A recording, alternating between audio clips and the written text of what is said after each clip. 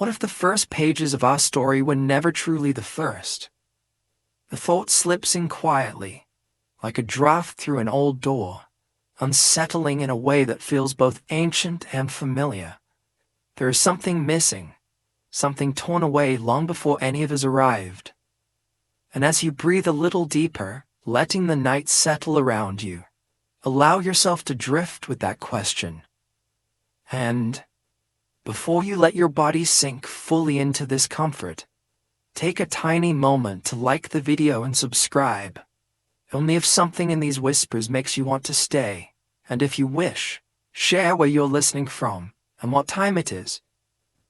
I'm always curious about the small points of light drifting together in the dark tonight. It lingers, that feeling that the story of human origins begins too sharply, too suddenly, as if someone has lifted us from the middle of a sentence and insisted it was the beginning. Archaeologists speak of Mesopotamia as the cradle, the first breath of civilization rising from clay around 6,000 years ago. But the soil beneath those ancient riverbeds seems to disagree. When the Sumerian king list was uncovered, etched into clay, recited across cities, preserved through centuries, it offered a narrative so out of place that scholars were forced either to reinterpret it or to look away from what it implied. It spoke of kings ruling for tens of thousands of years, of a world before the flood that does not fit neatly into the timeline we've been taught. Some see symbolism, some see mythic exaggeration, some see political invention. Yet the unease persists. Why preserve numbers so specific, so consistently repeated, if they were meant to be dismissed? Clay tablets do not exaggerate by accident. They do not conform to one another across centuries by coincidence.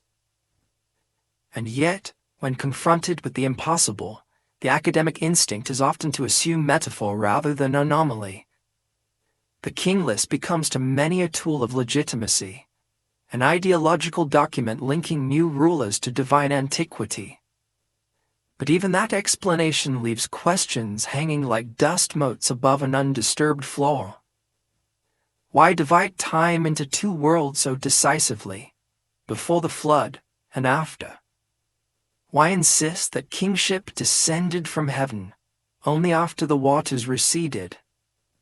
And why do the earliest archaeological layers of Mesopotamian cities show signs not of a culture slowly forming, but of one returning to a pattern it somehow already knew?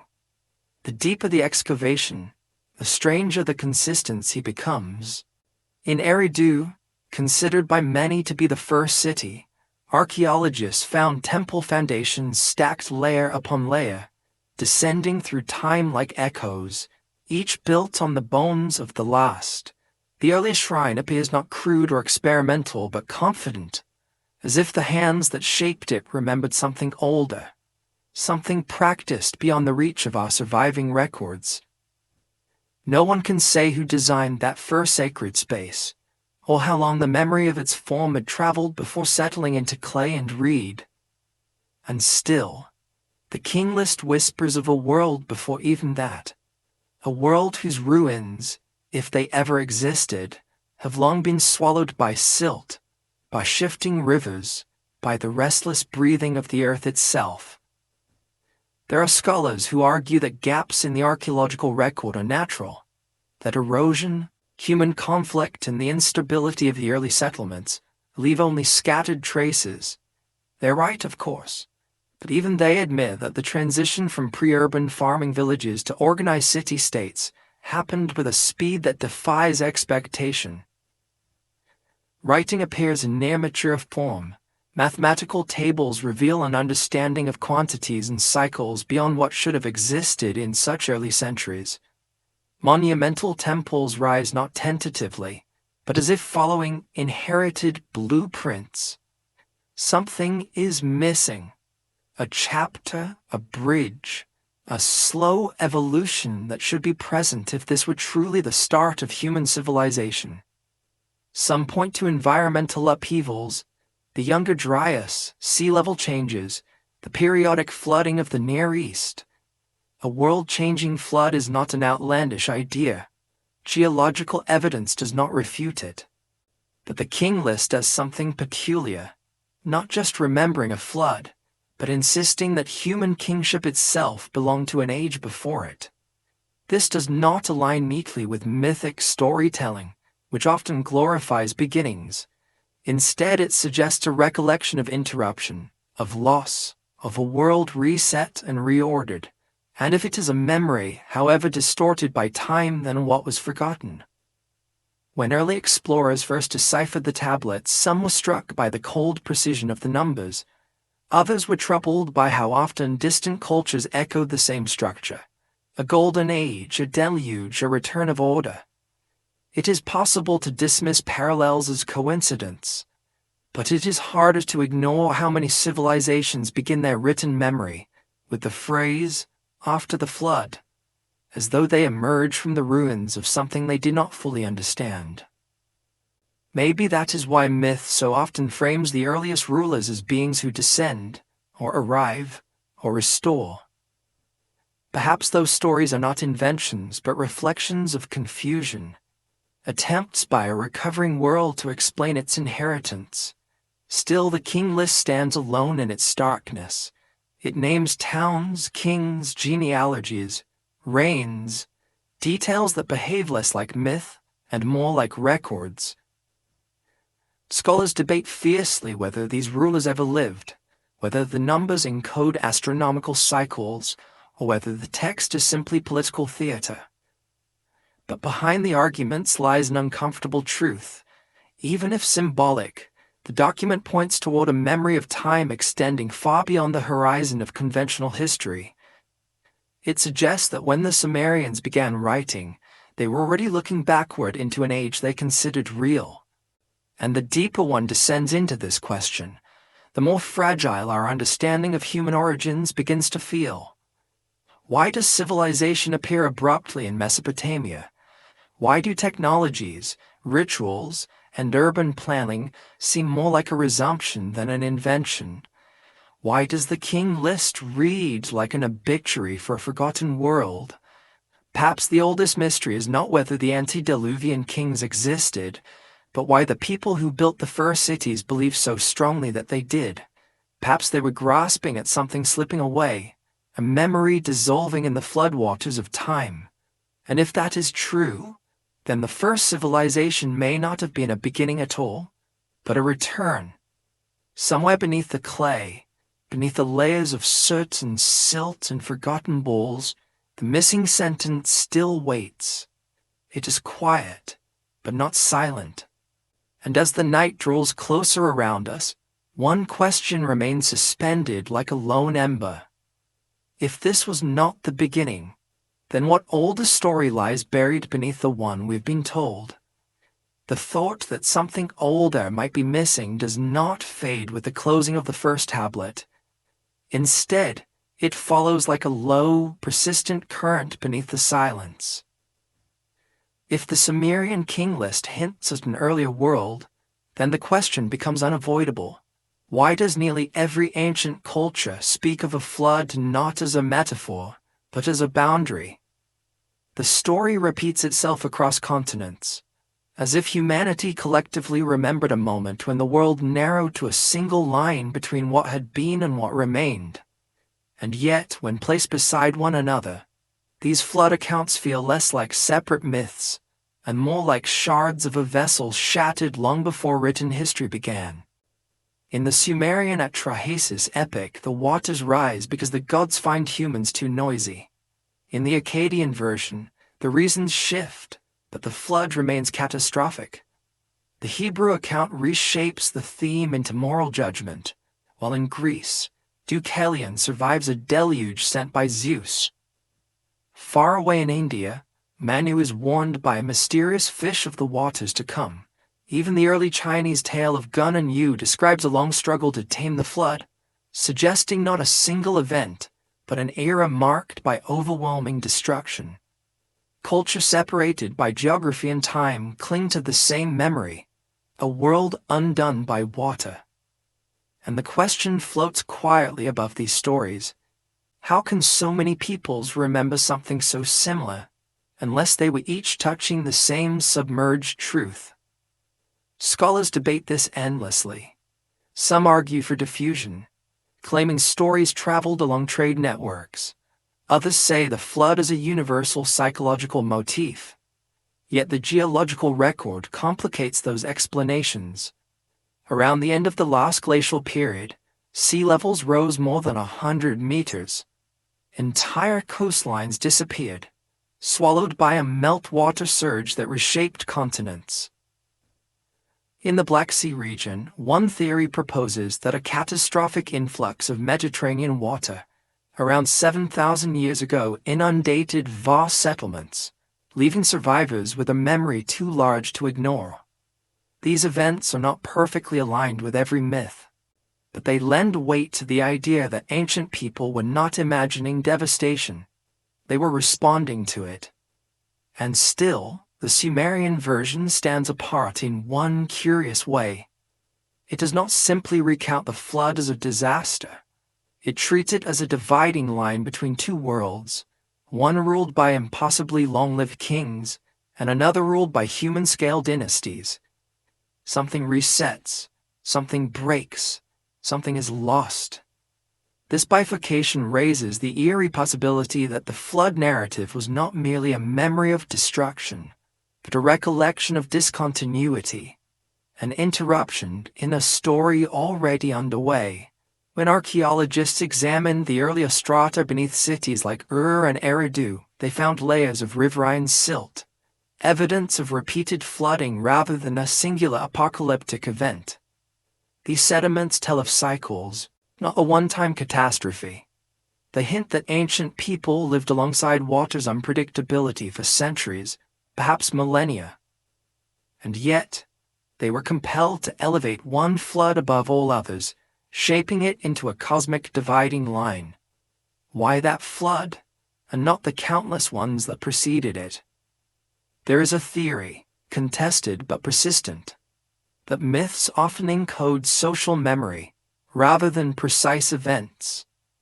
A traumatic cultural collapse, resulting from climate change, tectonic shifts, or sudden population movement, could be retold as a flood because water is the most familiar and universal symbol of erasure. In this view, the deluge might represent not literal drowning, but the drowning of knowledge. What dissolved was not stone or timber, but memory itself. A civilization could fall, its archives destroyed, its experts scattered, its traditions fragmented.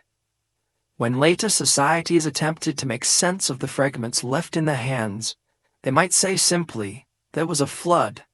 Still, the Sumerian texts do more than suggest loss. They imply survival. Atrahasis receives instructions. Utnapishtim preserves seeds, animals, and wisdom. Kingship returns after the waters recede. This continuity suggests that whatever ended was not humanity itself, but its earlier way of being. A thread of knowledge somehow survived the turbulence. And perhaps this faint thread explains the strange, abrupt sophistication that appears in Mesopotamia, not long after the Neolithic transitions. It's as if the people of the early cities remembered only the outline of a world that had vanished, and attempted to rebuild it from its silhouette. The persistence of flood myths outside Mesopotamia complicates the picture even further. When examined alongside global archaeological sites now submerged, Doggerland in northern Europe, Sunderland in Southeast Asia, drowned settlements off the coast of India and Japan, the idea of widespread human displacement becomes more plausible. Entire landscapes where early humans once lived now lie beneath the sea. If those vanished lands contained cultural centers, knowledge hubs, or early experiments in social organization, their destruction could ripple outward as a memory of a world consumed by water. It becomes easier then to imagine why the Sumerians framed their history as divided in two. They inherited a story whose first volume had already been lost. What deepens the mystery is the way later Mesopotamian scribes treated these flood narratives. not as imaginative stories but as part of a historical continuum. Lists, genealogies, ritual texts, and even legal codes refer to the pre-flood era with an odd matter-of-factness.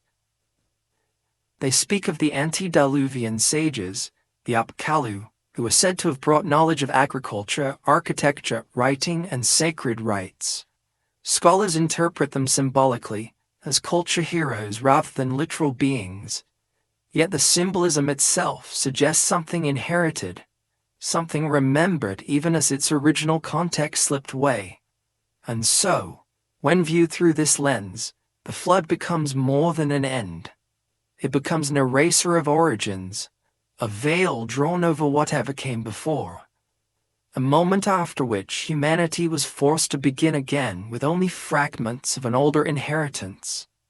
The King list, then, could be read not as a compilation of impossible reigns, but as a quiet lament, a chronicle of names preserved against the current of forgetting. But here, another question arises, subtle yet disquieting. If the flood was the veil, then who preserved the fragments that passed through it? Who remembered the kings whose reigns stretched beyond human possibility? Who carried the idea of a world that existed long before the first bricks of Uruk were laid? And why do so many cultures insist that knowledge was given, not invented, after the waters retreated? There is no certainty, only shadows. But as the archaeological record grows, so too does the sense that the flood narratives may be more than myth. They may be humanity's way of acknowledging a rupture so vast that the only language capable of carrying it forward was the language of cosmic drowning. And beneath that language lies a quiet implication. Something important slipped beneath the waterline of history, and the world we inherited is only the remnant that survived. As the night deepens, the question grows softer but more insistent, like a tide pulling at the edge of thought. If so many cultures remember the same ending, then what beginning was washed away before them? The uncertainty left drifting at the end of the flood stories does not settle. Instead, it spreads outward, touching the earliest layers of Mesopotamian history with a deeper strangeness. If a rupture truly divided human memory into before and after, then the world that rose in the centuries following should feel young, experimental, hesitant.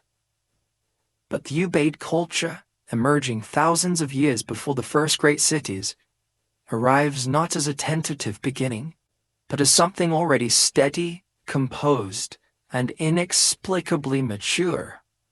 It is as though the people who shaped that world carried echoes of a pattern they did not invent, only resumed. Archaeologists describe the Ubaid period as a foundational chapter in Mesopotamian history, stretching back more than 7,000 years, yet its emergence refuses to fit the slow arc expected of early human settlements. Villages appear with uniform architectural style across vast regions. The ceremonial buildings follow recognizable proportions. Their pottery is standardized, elegant in its restraint, as if fashioned by hands long familiar with the craft. Even their social structures seem defined, not tentative. Hints of organized hierarchy appear before cities, before writing, before the supposed beginning of civilization. How could such cohesion arise so early, so quietly, without a long visible prelude?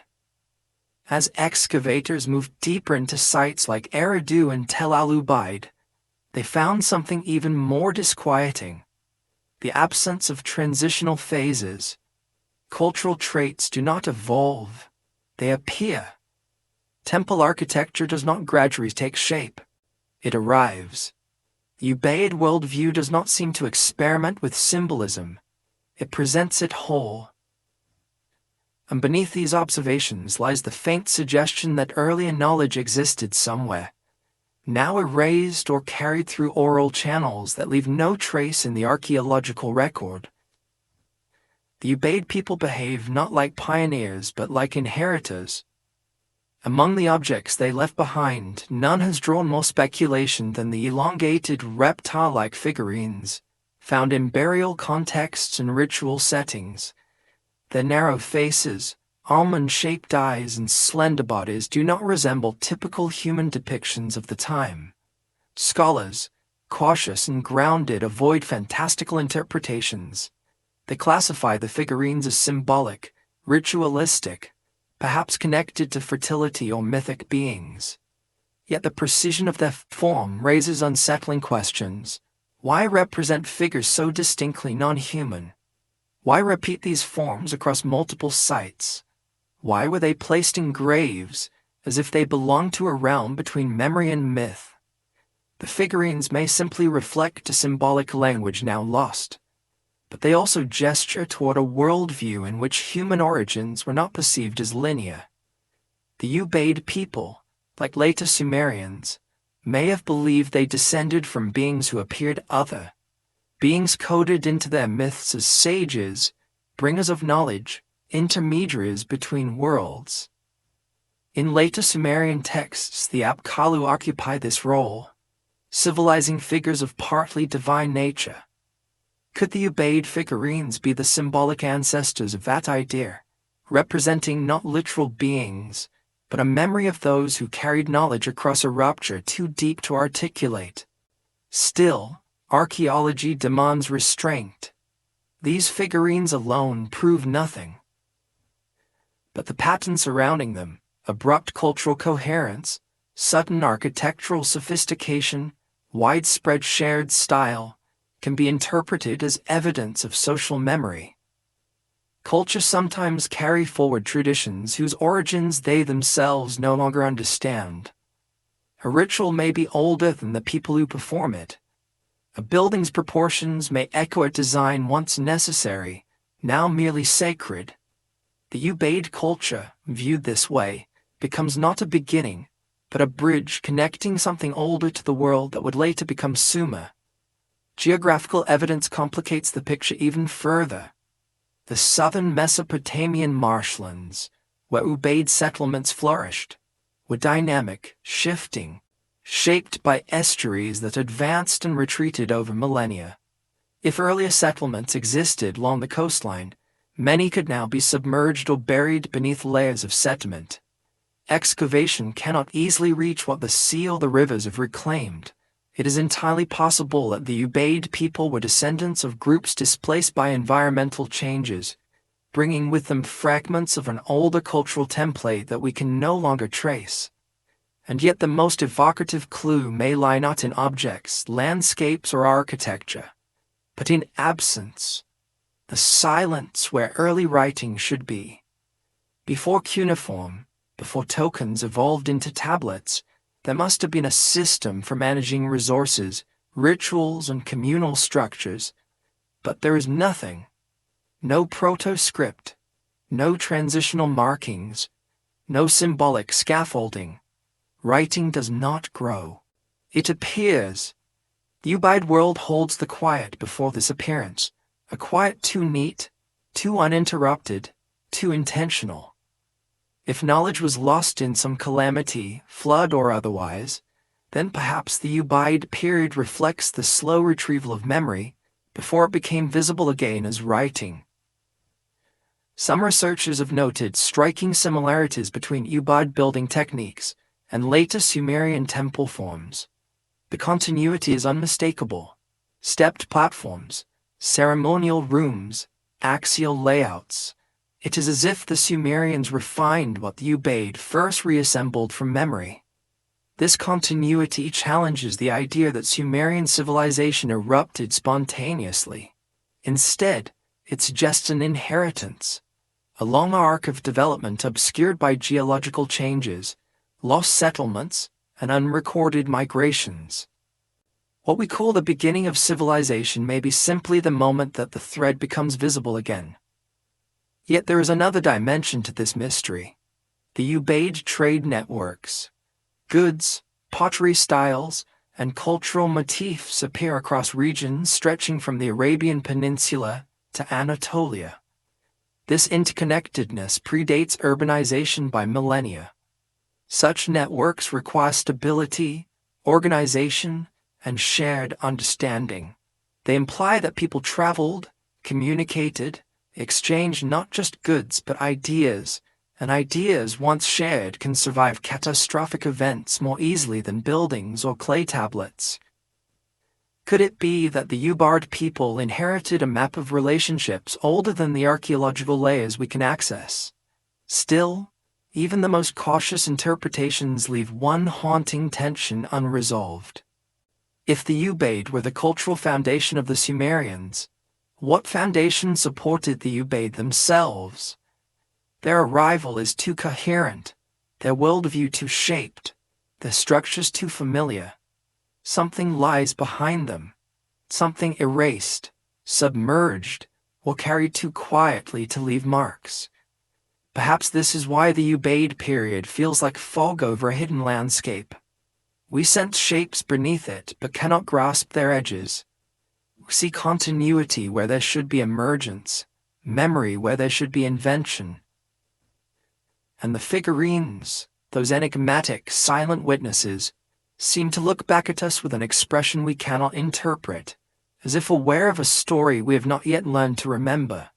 As the night gathers around this unanswered question, the fog does not lift, it thickens, and one thought comes forward, patient and steady, as if rising from beneath the sediment of forgotten worlds. If the Ubaid were not the first to remember, then who were the ones they were remembering? The haze left drifting from the Ubaid world stretches naturally into the next unanswered question. If their culture seemed to remember patterns it did not invent, then where, in the centuries that followed, did those memories take form? The answer rises quietly from clay tablets, thousands of them, etched with early attempts to capture what the mind could no longer trust a fragile recollection. But the strangeness here is not that writing eventually emerged, it is that when it appears almost fully formed, as though the act of recording had been waiting beneath the surface for a signal to return. Archaeologists long believed that writing evolved slowly from simple counting tokens. These tokens, found across the Near East, were used to track grain, livestock, labor, mundane details of early economies. Yet the leap from clay tokens to complex tablets, covered in pictographic symbols, is abrupt, almost jarring. Around 3300 BCE, in the city of Uruk, the first tablets appear not as primitive attempts but as bureaucratic documents. Lists, inventories, accounts, allocations. They show organization, structure, clarity. Nothing about them reads like the tentative beginning of a new technology. Instead, they feel like the resumption of an older administrative logic suddenly made visible again. Some scholars suggest that the emergence of writing was driven by economic necessity, prompted by population growth and increasing social complexity. That explanation holds weight, but it does not fully account for the uniformity of the earliest tablets or the speed with which the system expanded. Within a few centuries, writing is everywhere. Temples, storehouses, trade hubs, and not just writing, standardized signs, numerical systems, regulated formats. These features hint at a conceptual framework predating the tablets themselves, a cognitive architecture that had been prepared long before the first impressions were pressed into wet clay.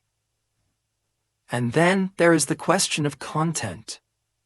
Among the earliest known texts are lexical lists, compilations of words categorized by themes, objects, animals, professions, celestial bodies.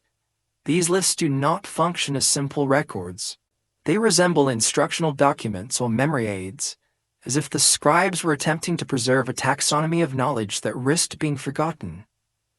Why would the first writers devote effort to documenting categories rather than stories or events? One possibility is that they were safeguarding a conceptual world whose earlier oral traditions had begun to unravel. The lists in this sense become fragments of a larger system, like the bones of a creature whose body has long vanished. As writing developed further, it expanded beyond accounting into myth, law, astronomy, and medicine. Tablets such as the Enuma Elish, or the Atrahasis epic, although copied in later eras, reflect patterns of thought that root deeply into Sumerian cosmology. These stories present the world not as a beginning but as a reconstruction, shaped from the remnants of earlier chaos. They describe knowledge as something bestowed, recovered, or restored rather than discovered. Creation is framed through division, memory, and recomposition. Whether metaphor or preserved worldview, these themes echo the same unsettling idea. The first civilizations did not imagine themselves as starting from zero. Astronomical knowledge amplifies this tension. The earliest star catalogues, including those that would later contribute to the Mul.Apin compendium, display a surprising degree of precision. They track celestial cycles requiring generations of observation, suggesting that the Sumerians inherited skywatching traditions from a much older lineage. The movement of Venus, the positions of constellations, the intercalation of lunar months, all appear too refined to have been invented simultaneously at the moment writing emerged. If writing recorded these observations for the first time, then the knowledge itself must have predated the script by centuries, perhaps millennia. This places us in an odd position. The archaeological record shows no earlier writing system, no transitional scripts, no signs of incremental complexity. Yet the ideas contained in the earliest tablets imply a long intellectual history. It is as though writing surfaced only when society recovered enough stability to capture what had survived the rupture. Before that point, knowledge may have lived solely in memory, ritual, and oral tradition, forms easily lost in upheaval, migration, or environmental change. Even more mysterious is the way writing spread.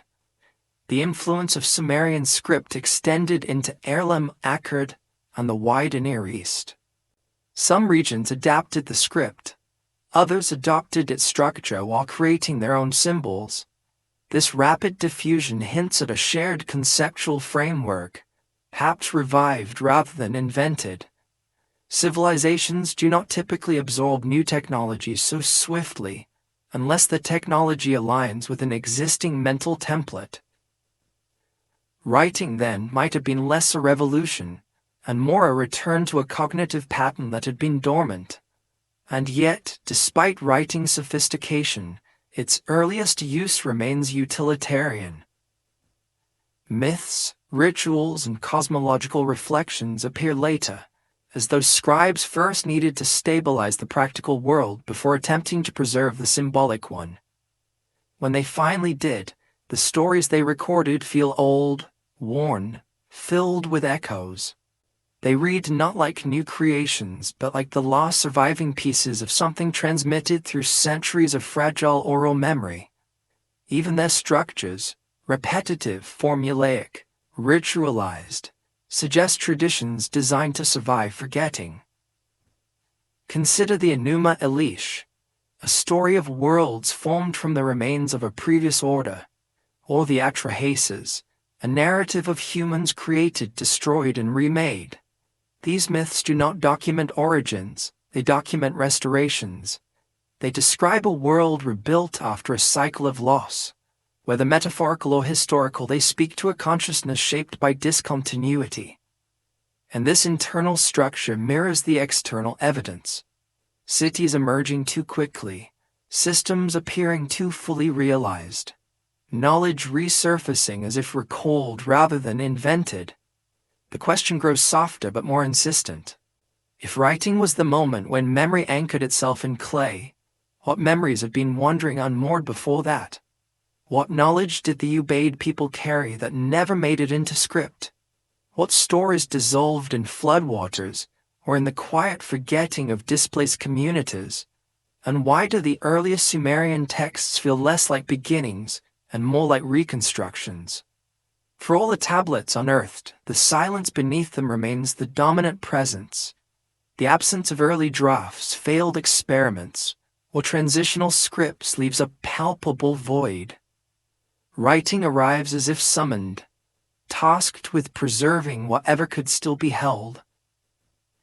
And as the clay hardens, forming a fragile barrier against the erosion of time, we are left wondering, what existed in the centuries before the clay began to speak? At the edge of this question, a deeper uncertainty forms, quiet, ancient, familiar. If writing was not the invention of a new world, but the memory of an old one, then who were the people who carried that memory across the rupture? Who whispered the first stories that the tablets only later recorded? And what have we lost that even writing could not save? The clay tablets answer nothing. They only widen the silence. And from within that silence drifts a single, lingering thought. If these records were attempts to preserve fragments, then what vast library once existed before the clay remembered how to remember? The silence beneath the first written record settles like dust, but it does not stay still. It expands outward toward the next great puzzle, the sudden, almost startling way in which cities rise from the Mesopotamian plain.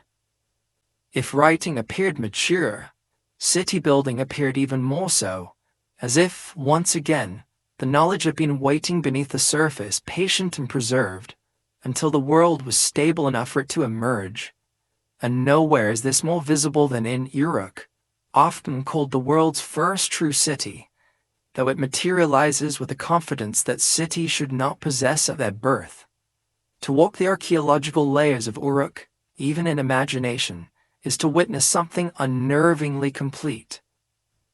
By the 4th millennium BCE, the city bursts into view with monumental temples, administrative districts, specialized workshops, and a population dense enough to sustain complex social systems. It possesses all the hallmarks of urban sophistication: standardized measurements, controlled resource distribution, shared iconography, and emerging bureaucracy. But these features do not appear in gradual increments. They arrive together, like pieces of a pattern being reassembled rather than invented. Scholars call this phenomenon the Uruk expansion, a period during which material culture, architectural style, and administrative practices radiated outward into neighboring regions. Pottery forms, weight systems, and building methods spread far beyond the city itself, as though Uruk were not simply growing, but reinstating an older network whose roots stretch deeper than we can trace. Even the distinctive beveled rim bowls found across Uruk and its satellite sites display a level of standardization that suggests mass production, an industrial logic centuries ahead of what should have been possible in the early stages of civilization. The speed of this expansion challenges traditional models of urban evolution. Early settlement theory assumes gradual accumulation. Small villages, then larger towns, then the slow crystallization of administrative centers. Yet the archaeological record refuses to obey this model. Not only does Uruk leap ahead of its contemporaries, it does so without leaving behind the expected transitional debris. There is no clear lineage of smaller pre-urban centers evolving organically into Uruk-scale cities. Instead, the city seems to imprint itself upon the landscape abruptly, as though following instructions no one else could see. One possible explanation lies in population pressure. As communities grew, managing resources demanded new forms of organization. The population alone cannot account for monumental architecture like the Iana precinct, with its elaborate temples and carefully oriented structures. Nor can it explain the early appearance of advanced administrative systems.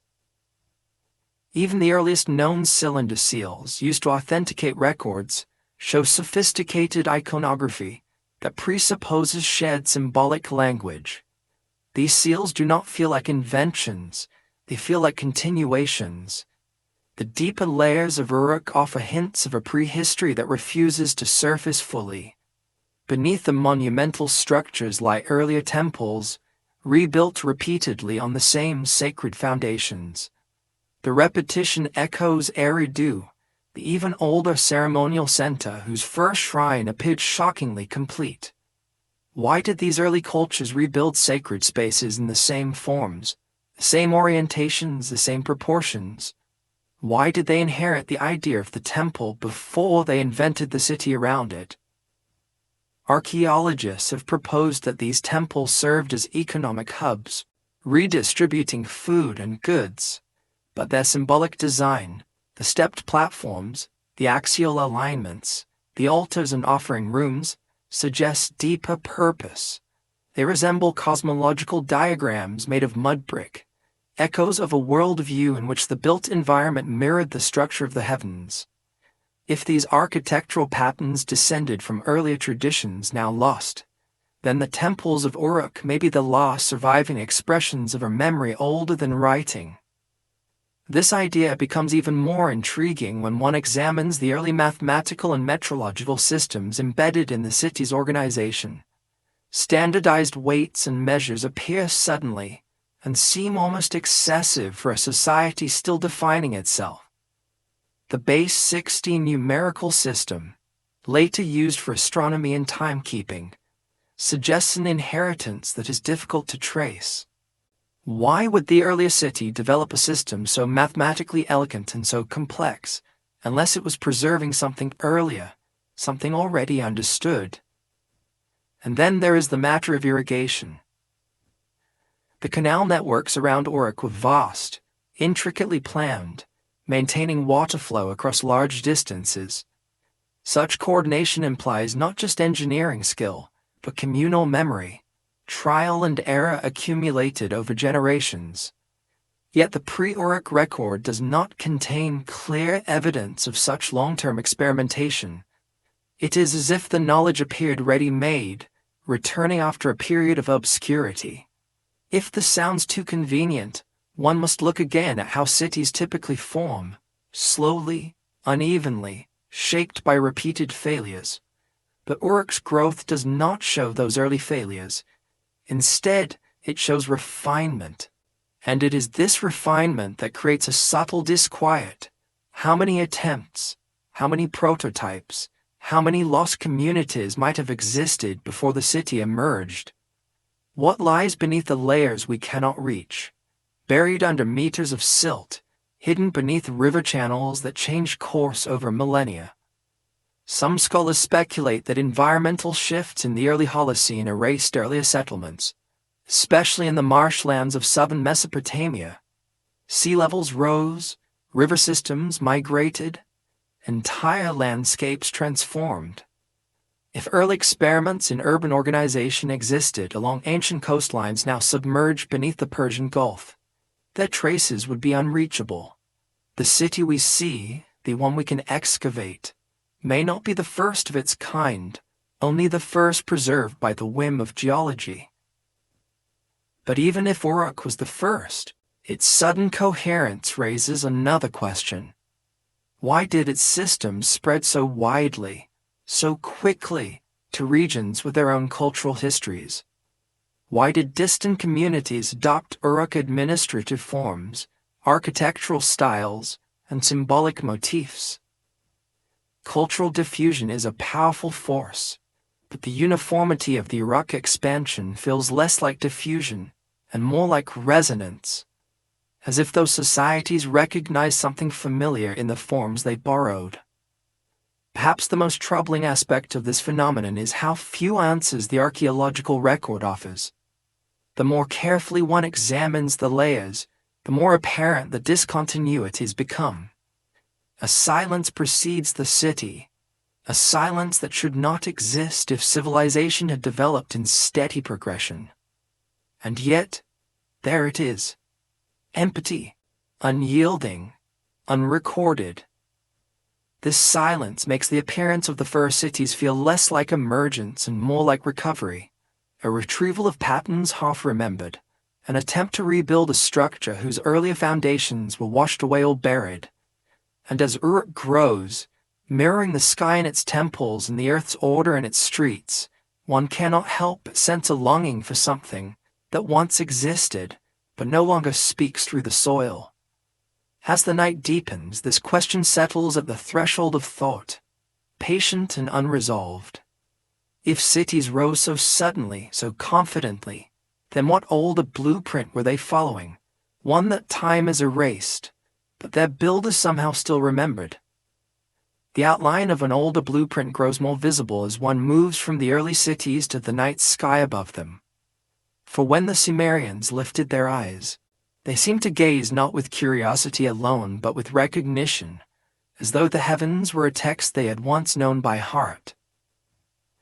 The astronomical knowledge, recorded on tablets centuries after its origins, feels strangely seasoned, too polished, too assured for a civilization supposedly just beginning to understand itself. And the more one reads these records, the more they resemble the echoes of observations that began long before the first city walls rose from the earth. Among the earliest traces of this inherited skywatching are the star lists that would eventually contribute to the MUL 8-pin compendium.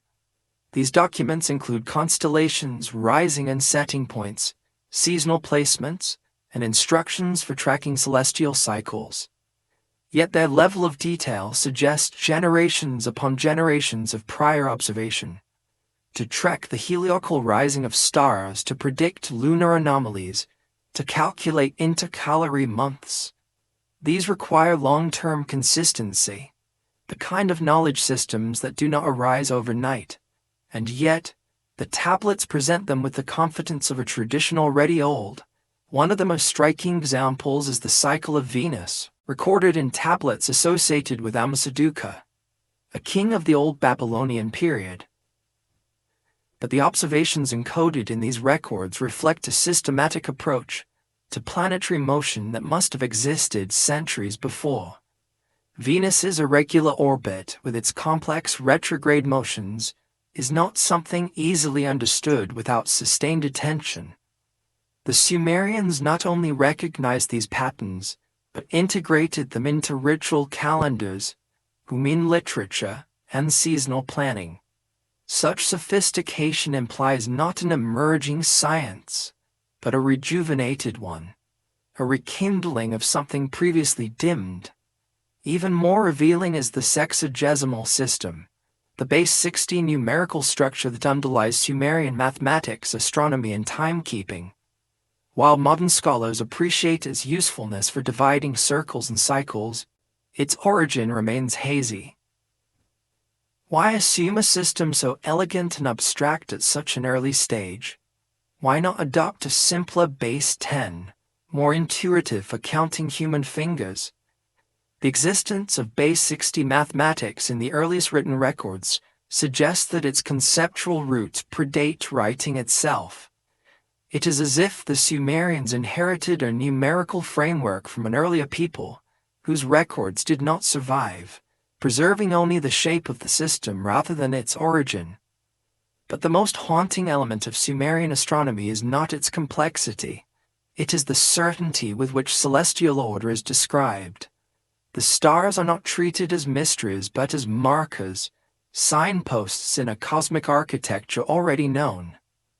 In texts like the Enuma Elish, creation is framed through acts of measurement, dividing the sky, assigning stars to stations, marking the passage of time.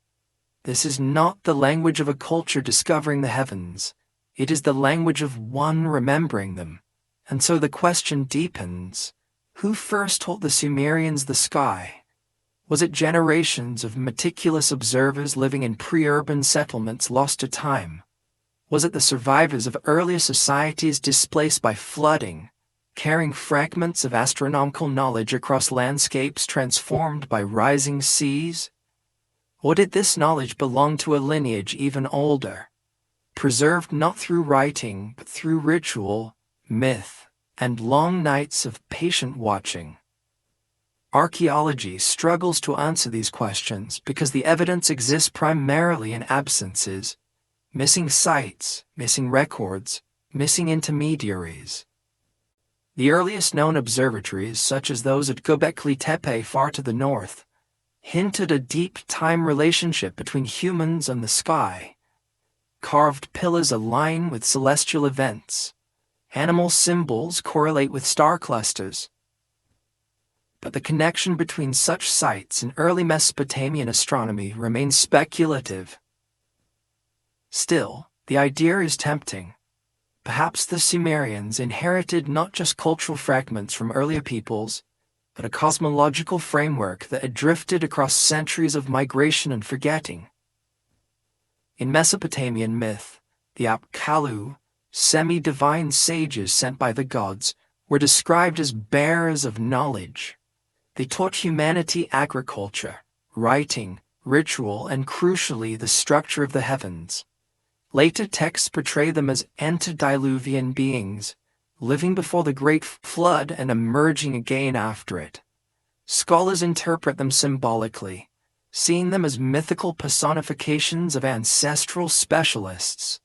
Yet the persistent association of the Apkallu with astronomy raises the possibility that these figures represent not individuals, but a memory of a class of experts, sky watchers whose knowledge survived a civilizational rupture. The idea gains weight when considering how astronomy functioned in early Sumerian culture. It was not merely observational, it was integrative. The cycles of the moon and stars determined planting seasons, ritual calendars, civil administration, and the timing of festivals. The heavens were a governing structure, a scaffold upon which human society relied. This level of integration suggests that astronomical knowledge preceded the civilization built upon it. A society does not reshape itself around a new system overnight. It does so when the system is already deeply trusted. Evidence of earlier sky traditions appears subtly in later texts. The Sumerians spoke of constellations long before we find definitive astronomical tablets. The zodiac, though formalized later, likely traces back to deep Mesopotamian star lore. Even the division of the year into 360 degrees may reflect inherited mathematical conventions, and these conventions appear not as experiments but as ingrained patterns that required long familiarity. But where then are the records of the earliest sky watchers? The answer may lie in the vulnerability of unwritten knowledge. For tens of thousands of years, humans relied on memory, ritual, story, incantation. Knowledge passed from elder to apprentice could sustain remarkable detail across generations, but it remained perilously fragile. Any catastrophe, flood, famine, displacement, could break the chain. What survived into Sumerian records may have been only the faintest outline of a much older system. This fragility is illuminated by another mystery: the Sumerians' keen awareness of precession-like phenomena, long before precession was formally articulated. Their priests tracked long-term shifts in star risings and noted subtle irregularities in lunar cycles. These observations require enormous time spans, centuries of watching the sky with unwavering discipline. If the Sumerians themselves began this tradition, the timeline strains credulity. If they inherited it, suddenly the pieces align. Still, none of this proves an earlier civilization. It only deepens the pattern of discontinuity. Mature systems appearing abruptly with no visible prototype. The night sky becomes another tablet erased and rewritten, its oldest inscriptions lost but their shape still faintly visible. As the darkness settles more deeply around these questions, a quiet realization emerges. The stars the Sumerians charted were the same stars their unknown predecessors saw. The sky changes slowly. It preserves memory better than clay. And perhaps this is why the Sumerians trusted it so deeply, because it held continuity where the earth did not. Yet even this thought leads to a final whisper of uncertainty, drifting between the constellations like wind through forgotten ruins. If the heavens they recorded were echoes of a far older understanding, then how ancient must the first sky watchers have been? And what vanished world once required such careful attention to the stars? The stars, with their quiet insistence, lead naturally toward another presence woven through the earliest Sumerian records, one that appears not in astronomical tables or temple diagrams, but in myths that read like memories refracted through centuries of retelling. If the heavens were inherited knowledge, and the figures who delivered that knowledge appear in forms both symbolic and unsettling, gods who descend, sages who emerge from the deep, beings who bridge the human and the divine, their stories occupy a space between myth and recollection, neither literal history nor pure imagination, and yet their persistence across cultures hints at something the ancient mind struggled to articulate without slipping into allegory. In the Sumerian tradition, these beings appear as the Anunnaki, entities described not only as gods but as adjudicators, architects of order, bearers of agricultural, astronomical, and ritual expertise. Later texts narrow their roles, transform them, reinterpret them, but the earliest references form a mosaic of mystery. The Anunnaki preside over destinies, shape civilization, and retreat when their time ends. They are described as descending, departing, returning to hidden realms. And beneath their divine veneer lies an uncomfortable question. Why did the earliest peoples feel compelled to describe the source of their knowledge as something arriving from elsewhere? Modern scholarship avoids literal interpretations. The Anunnaki are typically understood as mythic personifications of natural forces, political authority, or cosmic principles. Yet even within these frameworks, their portrayal remains unusual. Unlike the gods of later pantheons, they do not merely represent elements or emotions. They bring techniques, they establish laws, they introduce order into chaos with startling specificity. And in the oldest myths, not the later, more embellished versions, the tone is not one of invention, but restoration, as though these beings were reactivating something humanity had once possessed. Perhaps even more intriguing are the Apkallu, 7 sages described as existing in the antediluvian world. These figures are consistently associated with knowledge of writing, architecture, agriculture, medicine, ritual, and celestial patterns. Some texts portray them as fish-clad, amphibious beings emerging from the waters. Others describe them as human priests bearing the wisdom of the gods. Scholars generally view them as liminal entities, semi-human culture, heroes embodying the transmission of knowledge from the divine to the human, but the specificity of their roles raises different possibility. Were the Apkallu symbolic memories of a priestly class that preserved fragments of a lost pre-flood tradition? The fact that they belong to the antediluvian era is not incidental. The Sumerians consistently drew a line between the world before the flood and the world after, and the Apkallu belong firmly to the first. They are described as protectors of civilization during its earliest flowering, as if they belonged to a time when knowledge was deeper, broader, closer to its origins. After the flood, new sages appear, still wise, still authoritative, but mortal. Their abilities are diminished. They inherit rather than originate. Something has been lost in translation, and the texts acknowledge this loss with a subtle ache. Comparative mythology offers parallels. In Greece, the figure of Prometheus gives fire, symbolic of technology and consciousness. In Egypt, Thoth brings writing and cosmic order. In India, the rishis receive knowledge from a hidden source and transmit it to humanity. Across the ancient world, there is a recurring pattern. Knowledge appears not as discovery, but as a gift. Humanity does not create, it remembers, or rather, it is reminded. This pattern becomes even more curious when placed alongside the archaeological record. As Part 6 explored, Sumerian astronomy appears fully mature when writing emerges. So do administrative systems, legal frameworks, and architectural templates. These are the very domains associated with the Apkallu. The alignment is unsettling. Myth says knowledge was restored after rupture. Archaeology shows systems appearing without clear developmental lineage.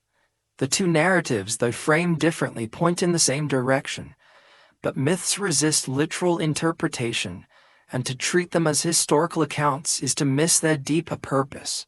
They speak in symbols because symbols carry the weight of collective memory more effectively than factual description. If an earlier tradition survived through the flood, whether environmental, cultural, or metaphorical, its transmission would naturally become mythologized. The Apkallu may represent the lost bearers of a fading intellectual lineage, elevated into semi-divine status because their knowledge appeared superhuman to later generations. Yet not all aspects of these myths fit comfortably into symbolic readings.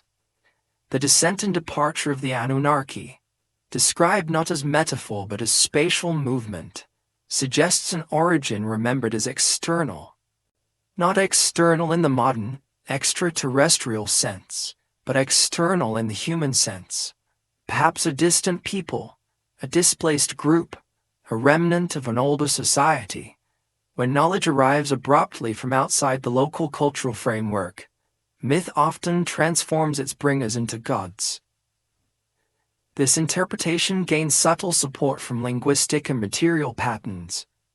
Early Mesopotamian cities show evidence of cultural diversity, with multiple ethnic groups contributing to their development. Some linguistic elements in Sumerian texts do not match Sumerian vocabulary, and may derive from substrate languages no longer recoverable. Could these traces represent the faint imprints of peoples whose knowledge shaped the early cities, but whose identities dissolve through assimilation or loss? There is also the question of why the Sumerians felt compelled to emphasize their own non-indigenous origins. Several myths describe humanity as created or shaped by the gods, in a manner implying transformation rather than genesis.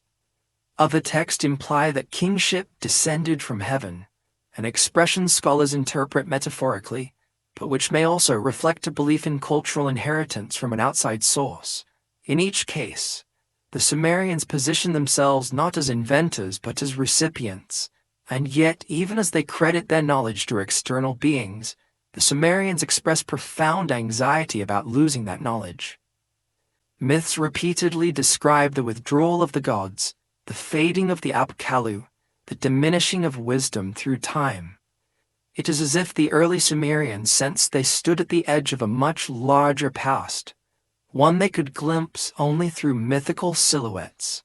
This anxiety resonates with the archaeological evidence: missing intermediaries, abrupt advancements, unexplained continuity.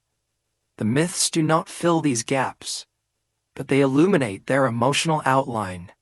They reflect a people aware of the discontinuity beneath their civilization, aware of the fragile thread connecting them to an earlier world, aware that what they possessed might be only a fragment of what once existed. As the night settles more heavily around these lingering uncertainties, the myths do not offer answers, they offer echoes. And through those echoes drifts a final question, soft but persistent, like a ripple moving across dark water. If the beings in their stories were not literal gods but memories of forgotten teachers, then who were those teachers, and what vanished world had shaped the knowledge they carried? The presence of forgotten teachers, whether mythic, symbolic, or real, casts a long shadow across the next great document of Mesopotamia, the Sumerian king list. It has already whispered its unease in earlier parts of this journey, but now it demands to be approached directly, because it sits at the heart of the mystery. Quiet, precise, stubbornly resistant to interpretation. It reads like a chronicle, yet behaves like a riddle. It looks like history, yet stretches beyond the boundaries of what history is allowed to be. And each time scholars attempt to contain it within metaphor, the text slips out of their grasp and leaves behind only more questions.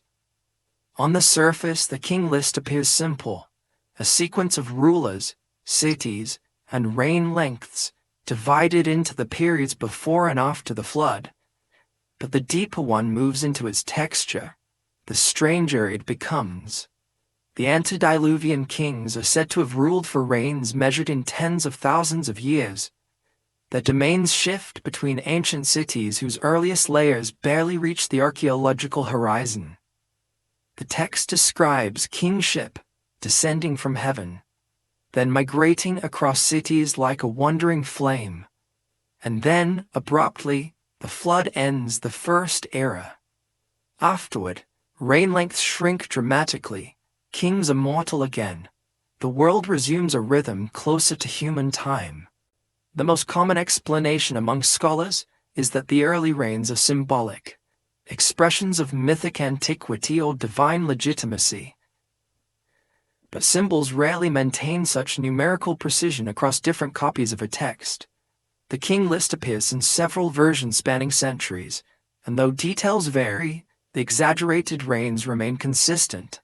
They are not round numbers, they are not poetic flourishes, they are structured, deliberate, almost coded. And this raises a lingering suspicion. If the numbers were symbolic, what exactly were they symbolizing? One theory suggests they encode astronomical cycles, perhaps lunar periods, precession-like shifts, or ceremonial calendars. Another proposes that the early kings represent dynasties rather than individuals, with reign lengths accumulating across generations. These ideas offer partial comfort, but none fully fit the structure. The numbers seem to follow a logic we no longer understand, as if we are missing the cipher that once made them comprehensible. And then, there is the most subtle feature. The king list behaves like a document that remembers something. It does not invent a myth of creation. It does not describe God shaping the world from chaos. It does not embellish the personalities of the early kings. Instead, it preserves names and durations with an almost bureaucratic dryness, as though transcribing a memory already growing faint. It is not a creation myth. It is a record distorted perhaps, but still functioning as a container of something older. Yet this container is broken. The division between pre-flood and post-flood kings implies a discontinuity so absolute that the Sumerians themselves accepted it as historical fact. When kingship descends from heaven, the phrase may signify a restoration rather than a beginning, just as Part 6 explored how astronomy appears restored rather than invented. The king list, then, may be the memory of her memory, a distant echo of leadership structures from before the rupture. Modern historians often argue that the list served political purposes, legitimizing the rule of later dynasties by linking them to an ancient lineage. This is entirely plausible, but political texts do not usually preserve details that undermine their own logic. Why include reign lengths impossible to accept literally? Why insist on a flood that resets the world? Why maintain the memory of cities that, in some cases, barely rise above the archaeological surface? If the goal were political continuity, why emphasize discontinuity? The answer may lie not in politics but in reverence. Reverence for something the Sumerians believed had truly existed. The king list feels like a ritual act of remembrance, an attempt to keep alive the shadows of a world whose form had dissolved. Whether the early kings were real individuals, symbolic dynasties, or mythic constructs, the text treats them as entities whose memory mattered, and it does so with an urgency that suggests fear of forgetting. Archaeological evidence complicates the narrative further. At sites like Eridu and Ur, the earliest layers show religious structures built upon older foundations, as if guided by traditions preceding the cities themselves. The names of the antediluvian kings often correspond to places where early temples were repeatedly rebuilt. This does not prove historical continuity, but it hints at cultural memory attached to specific locations, memory strong enough to survive ruptures, floods, migrations, or political upheaval. Then comes the strangest part. Some reign links correspond loosely to astronomical periods. For instance, Multiples of 3600, a number later associated with a unit called the Shar, appear repeatedly. While this may be coincidental, it could also indicate that the numbers once carried meanings tied to celestial cycles. If the earliest kings were not literal rulers but symbolic custodians of cosmic time, then the list might be a calendar disguised as a genealogy. Yet even this theory struggles to account for the precision and consistency of the text. The numbers behave neither like simple mythology nor straightforward astronomy. They are too structured to be random, too opaque to be easily decoded. What remains is a document that gives us the impression of remembering something whose nature is now beyond reach. And that impression deepens when we consider how late copies of the king list still preserve these impossible reigns, even when new political regimes had no practical reason to honor them. It suggests a kind of cultural inertia, a belief that removing or altering the ancient section would sever a link to a world whose existence mattered deeply to the Sumerians. Even their conquerors respected the text structure, copying it faithfully despite its contradictions. This reverence may stem from the same anxiety visible across Sumerian literature, the sense that everything after the flood was reconstruction. The list, then, becomes not a linear chronology but a monument to loss. Its early section reads like a dim reflection of a forgotten order, and its later section reads like an attempt to rebuild that order piece by piece. In this light, the text does not celebrate the pre-flood kings, it mourns them. But the most haunting aspect of the king list is not the numbers, nor the names, nor the cities. It is the silence between the entries. The text shows us the surface, but not the world beneath. It offers fragments without context, durations without meaning, locations without stories. It is as if the document were assembled from scattered shards of memory, each piece preserved out of obligation rather than understanding. And so the king list stands before us like a broken mirror, reflecting a world we can no longer see. Its impossible reigns may encode cycles now forgotten. Its names may represent dynasties whose records were washed away. Its division between two eras may be the last surviving echo of a catastrophe that wiped clean the earlier pages of human history. Whatever the truth, the list leaves us with a question that refuses to fade, lingering like a faint imprint on damp clay. If the king list was an attempt to preserve fragments of an older world, then what vast story once existed behind those names, now reduced to numbers that no longer speak their language?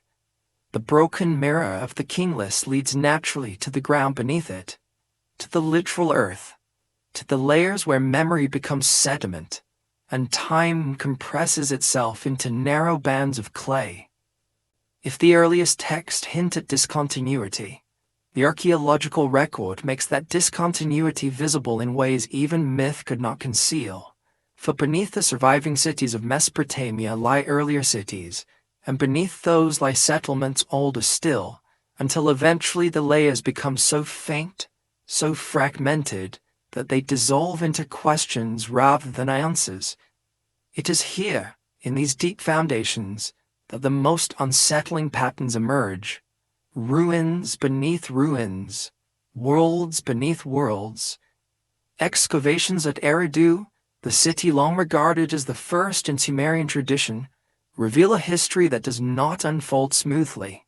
Instead, it rises and collapses repeatedly across millennia, each new temple built atop the ruins of one that came before. Archaeologists have identified more than a dozen superimposed temple levels at the same sacred site, each following roughly the same layout, as though the builders were not inventing but reenacting. The earliest levels appear unexpectedly complete, mirroring designs that later become characteristic of mature Sumerian architecture. And this raises a quiet but persistent question. How does a city begin with the imprint of a pattern that should only appear after centuries of development? Uruk too displays this layered strangeness. Beneath the monumental temples of the 4th millennium lie earlier platforms, earlier shrines, earlier walls, foundations from which the city's later grandeur seems to emerge fully formed. But the oldest levels do not reflect a primitive stage in urban construction. They are organized, intentional, following rules that hint at inherited memory. It is as if each generation knew precisely where to build, how to orient structures, and how to preserve the sacred geometry of the city's core. This continuity feels less like evolution and more like ritual repetition.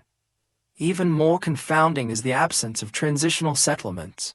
If cities like Uruk and Eridu developed gradually, we should expect to find intermediate sites, villages expanding into towns, towns coalescing into early urban centers. Yet many of these expected steps are missing. Archaeologists find abrupt increases in scale and complexity, but not the gradual accumulation that typically precedes urbanization. Instead, the earliest visible layers of these cities already contain the seeds of advanced organization. And this absence of intermediaries echoes the earliest silence surrounding writing, mathematics, and astronomy. But the soil holds more than silence. It holds anomalies that complicate our understanding of how these cities emerged. At some sites, deep layers show evidence of abrupt abandonment, sudden population shifts, or catastrophic environmental change. River channels moved, coastlines retreated, marshlands swallowed settlements. In some cases, entire layers of occupation are sealed beneath thick deposits of silt, natural signatures of flooding. While these events do not match the mythic scale of the Great Flood, they reveal a landscape in flux, a region where destruction and rebuilding were common themes. This dynamism may explain some of the discontinuities. Earlier settlements could have been erased, their structures dissolved by water or covered by river sediments. Others may lie beneath areas no longer accessible, buried under modern cities, or submerged beneath the Persian Gulf. The geological record of the Gulf suggests that during the early Holocene, vast plains now underwater were once habitable land. If early societies lived along these coastlines, their remains would be hidden, impossible to excavate. The first cities we see, then, may not be the first that ever existed, only the first preserved by accident of geography. Still, even with geological explanations, the archaeological layers hold a deep attention. They reveal careful preservation where we expect innovation, and abrupt breaks where we expect continuity. Take Eridu again. Its earliest temple levels show no signs of experimentation.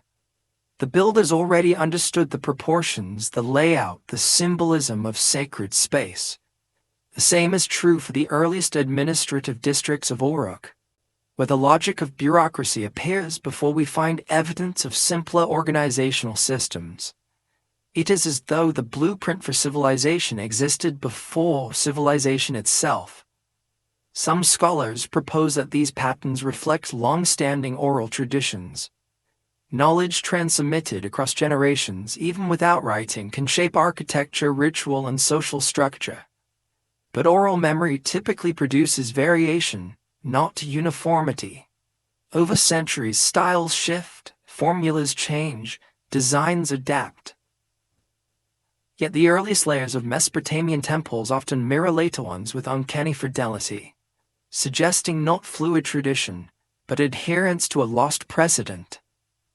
Even more evocative are the deep soundings at sites like Lagash and Kish, where the earliest occupational layers show signs of organized settlement but lack earlier precursors. These layers contain foundations, pottery, tools, proof of established communities, but they arrive without warning, as if these communities emerged fully formed. Archaeologists find themselves asking, where were these people before they built their earliest visible settlements? Were they migrating from regions now erased? Were they survivors of displaced or vanished groups? Or is the archaeological record simply too incomplete to capture their earlier movements? This question becomes sharper when examining radiocarbon dates. In some regions, settlements appear centuries earlier than expected, only to vanish abruptly. In others, there are long gaps, periods during which we expect human occupation but find none. These voids may reflect climate fluctuations, river migration, or the destruction of organic materials, but they also create an impression of a world repeatedly resetting, repeatedly losing pieces of its past. And this brings us to the most mysterious aspect of the deep layers, the feeling that something is missing, not because it never existed, but because it has been erased. Not intentionally, but geologically, environmentally, accidentally. The Earth is a poor archivist.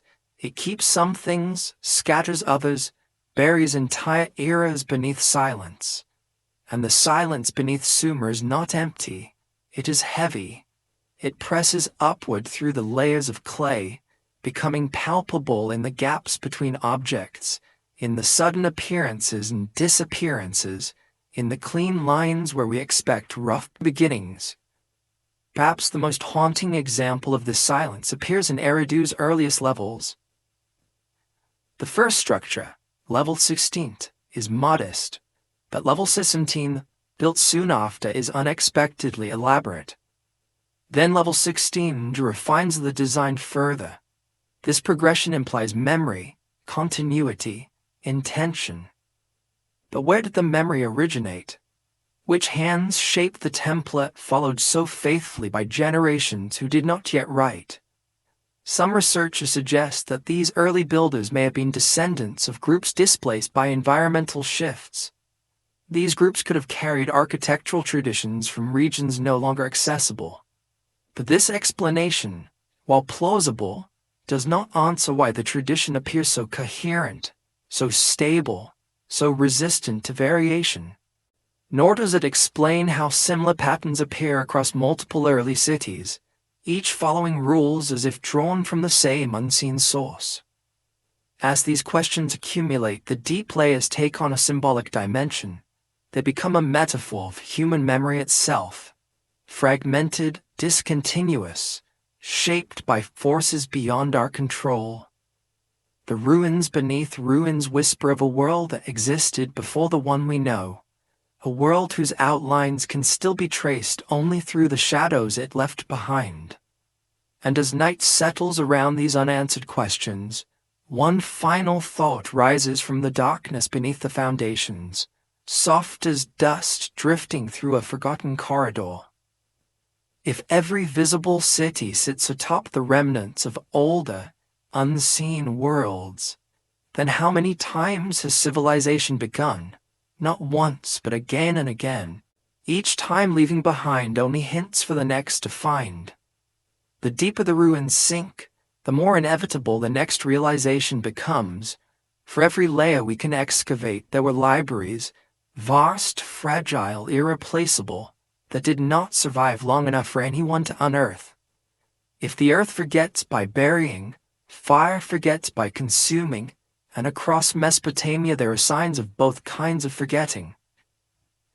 What we hold in our museums, those tens of thousands of tablets, is only a fragment of what once existed, a shard of a corpus that may have numbered in the millions. And it is this overwhelming absence, rather than the surviving texts, that most clearly reveals how incomplete our picture of the earliest civilizations truly is. Clay tablets seem durable to us because they are what the past has chosen to preserve. But in their original context, clay was not always fired. Many tablets were dried in the sun, making them vulnerable to moisture, crushing, or decay. Others were recycled deliberately, scraped clean and reinscribed when scribes needed new surfaces. If knowledge was not deemed essential by temple administrators, it could disappear within a single season. Entire genres may have been lost because they were written on perishable materials such as wood, wax, leather, or woven reed.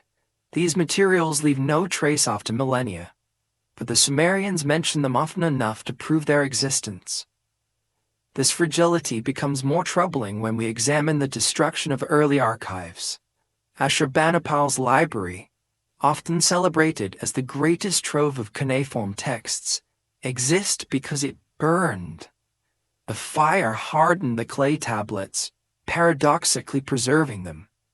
But other libraries subjected to fire simply turned to powder. The earlier archive at Ebla, discovered in Syria, was preserved by another accident of destruction. The collapse of the building sealed the tablets beneath rubble. There is no reason to believe that Mesopotamia's earliest archives was so lucky. If her temple burned, a palace collapsed, or a city was sacked, its written knowledge vanished with it. And then there is deliberate erasure. Regimes changed, dynasties fell, ideological priorities shifted. Scribal schools maintained lists of acceptable texts and excluded others. If a composition fell out of use, it was not copied. Without copies, it died. Scholars today marvel at the standardized canon of Sumerian literature. But a canon is by definition a curated selection, not a complete one. The texts we have were those deemed important by later generations, not necessarily those most central to the early Sumerians. The disappearance of whole genres, early hymns, astronomical logs, healing compendia, treaties, or administrative protocols, hints at an intellectual world far broader than the one we now glimpse through the surviving tablets. But perhaps the most haunting silences come from references inside the texts that survived. Some compositions refer to older writings no longer extant. Others mention sages who preserve laws or rituals recorded in works that have vanished. The Sumerian disputation texts occasionally quote lines from lost poems. Medical tablets cite treatises whose authors and contents we cannot reconstruct. Even early legal codes, such as those predating Hammurabi, appear as fragments of traditions too ancient for us to understand in full context. These glimpses reveal a landscape of knowledge that once existed in richness and depth, now reduced to echoes. One of the most striking examples is the vast administrative system implied by early economic tablets. These texts show precise tracking of grain, livestock, labor hours, crop yields, and trade routes. But the conceptual frameworks behind them, the instructions to scribes, the philosophies of resource distribution, the training manuals of temple officials, are missing. Their existence is undeniable, inferred from the sophistication of the surviving records, yet the documents themselves have disappeared. What remains is the output, not the mechanism, like finding the financial reports of a modern corporation, but none of the internal communications, manuals, or organizational charts. Similarly, early astronomical tablets provide data but lack the explanatory text that must have accompanied them. The Mulepan series, though extensive, represents a later compilation. Whatever served as its ancestor, whatever guided the earliest skywatchers, is lost. The same is true of the first mathematical tables. We see calculations and results, but not the theoretical teaching tools that would have explained their use. The gap is staggering. We possess the fingerprints of a sophisticated intellectual tradition, but not the hands that shaped it. Even mythic and religious literature shows signs of fragmentation. The myths we have today, Enuma Elish, Atrahasis, Inanna's Descent, and others, are often preserved in copies centuries removed from their original composition. Each new scribe introduced subtle changes, interpreting the older material through the lens of their own era. Beneath these layers lie earlier versions now gone, perhaps containing variations that would fundamentally alter our understanding of Sumerian cosmology. The loss is not merely textual, it is conceptual. We do not know how the Sumerians truly saw the world at its beginning, only how later generations remembered or reshaped those beliefs. And then there is the chilling possibility that the greatest library of all was never preserved because it was never seen as a library. Oral tradition, which scholars sometimes treat as unreliable, was once the primary vessel of human knowledge. Priests, astronomers, midwives, healers, architects, all may have carried specialized knowledge that was never written down or was written only later. When communities collapsed or migrated, when floods displaced entire regions, when wars scattered expertise, this unwritten knowledge could vanish in a single lifetime. The absence of the earliest writing does not mean the absence of early knowledge. It means the absence of its preservation. Archaeology adds another layer of uncertainty. Many sites remain unexcavated. Others lie beneath modern cities or bodies of water. In southern Iraq, shifting rivers and marshes have buried ancient settlements beneath meters of alluvial soil. Some tablets preserved in these environments will never be recovered, and even when we do uncover texts, we often find them broken, scattered, incomplete. A handful of lines surviving where once there were hundreds. Perhaps the most emblematic symbol of this loss is the recurrent reference to the 7 Apkarlu, the sages said to have preserved divine knowledge before the flood. Whether real or symbolic, the absence in the archaeological record mirrors the absence of their teachings.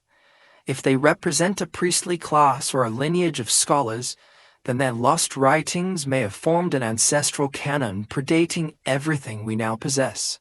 The flood, literal, metaphorical, or cultural, did not simply reset the world. It reset the archive. All this converges into an uncomfortable truth. The surviving Sumerian corpus is not the full beginning of our story. It is the leftover, the residue of a much larger intellectual world erased by time. And this raises an unsettling perspective on the earliest civilizations. Perhaps they did not innovate as suddenly as we perceive. Perhaps their apparent leaps in writing, urban planning, astronomy, mathematics were built on foundations recorded in archives that no longer exist. As night closes gently over these gaps in the historical record, one final thought lingers like the faint imprint of a lost inscription on cracked clay. If so many ancient libraries vanished before their voices could reach us, then how much of humanity's earliest knowledge lies not in what we have found, but in everything that the earth and fire have already erased? The silence of lost libraries, vast and irreversible, casts a longer shadow when the narrative reaches the rise of the Akkadian Empire, a moment often described as political consolidation, but which also marks one of the earliest episodes of systematic cultural rewriting. For when Sargon of Akkad forged his empire across Mesopotamia, he did not only conquer cities, he conquered memory. And in the aftermath of that conquest, the relationship between Sumerian and Akkadian traditions becomes blurred in ways that echo all the earlier patterns of rupture, inheritance, and forgetting. The Akkadian ascendance in the 3rd millennium BCE appears at first glance as a political shift, but the more one reads the surviving inscriptions, the more apparent it becomes that this shift carried profound intellectual and cultural implications. The very structure of Mesopotamian identity began to change. Sargon, in one of the earliest royal inscriptions of its kind, claims to have made all lands speak the same language. Whether literally true or royal exaggeration, the phrase reveals an ambition not only to unify territory, but to reshape the linguistic and cultural fabric of the region. Before this period, Sumerian had dominated the southern cities, not simply as a spoken language, but as the medium of sacred, administrative, and scientific texts. Sumerian's complexity, its deep morphological structures, its ritual vocabulary, and its antiquity within the region gave it an aura of authority. But Akkadian, a Semitic language, began to rise alongside Sargon's empire, and with its rise came an inevitable shift in how texts were written, read, and remembered. At first, the Akkadians adopted Sumerian writing and adapted it for their own language. But the adaptation was not neutral. Cuneiform, originally engineered for the structure of Sumerian, transformed as Akkadian scribes reinterpreted its signs, repurposed its categories, and modified its grammar. Over time, even as scribes continued to learn Sumerian for ritual and scholarly purposes, its living presence faded. What remained was a curated version of Sumerian knowledge, filtered, translated, sometimes misunderstood, passed down through a scribal class whose priorities had changed. It is here that the effects of cultural rewriting become most visible. The epics, myths, and hymns copied by Akkadian scribes often show subtle shifts in meaning, tone, and theological emphasis. Gods who were central in earlier Sumerian cosmology recede in prominence. Others rise. Enlil, once the unquestioned lord of the pantheon, loses ground to Marduk in later Babylonian tradition. Inanna's fierce independence softens into Ishtar's more political persona. These transformations reflect changing political realities, but they also represent shifts in worldview, shifts that may have obscured older, more archaic layers of meaning. Archaeologists and philologists often note that Sumerian culture survived through Akkadian stewardship. This is true. Without Akkadian scribes, much of Sumerian literature would have vanished. Yet preservation is never perfect. It is shaped by choices: what to copy, what to revise, what to reinterpret, what to ignore. Every copy is a filter. Every filter introduces a silence. This becomes especially troubling when examining early historical narratives. Akkadian kings often portrayed themselves as inheritors of Sumerian legitimacy, yet they simultaneously recast earlier kings to suit new ideological needs. The Sumerian king list, copied and recopied across centuries, reflects these modifications. Its later versions incorporate Akkadian rulers into a lineage originally Sumerian. Its structure becomes increasingly polished, increasingly unified, increasingly shaped by the political lens of the later scribes. The older, rawer versions, the ones that might reveal the true origins of the document, are lost or exist only as fragments. Even more unsettling is the way the Akkadian takeover appears as a kind of discontinuity in the archaeological record. Administrative practices shift abruptly.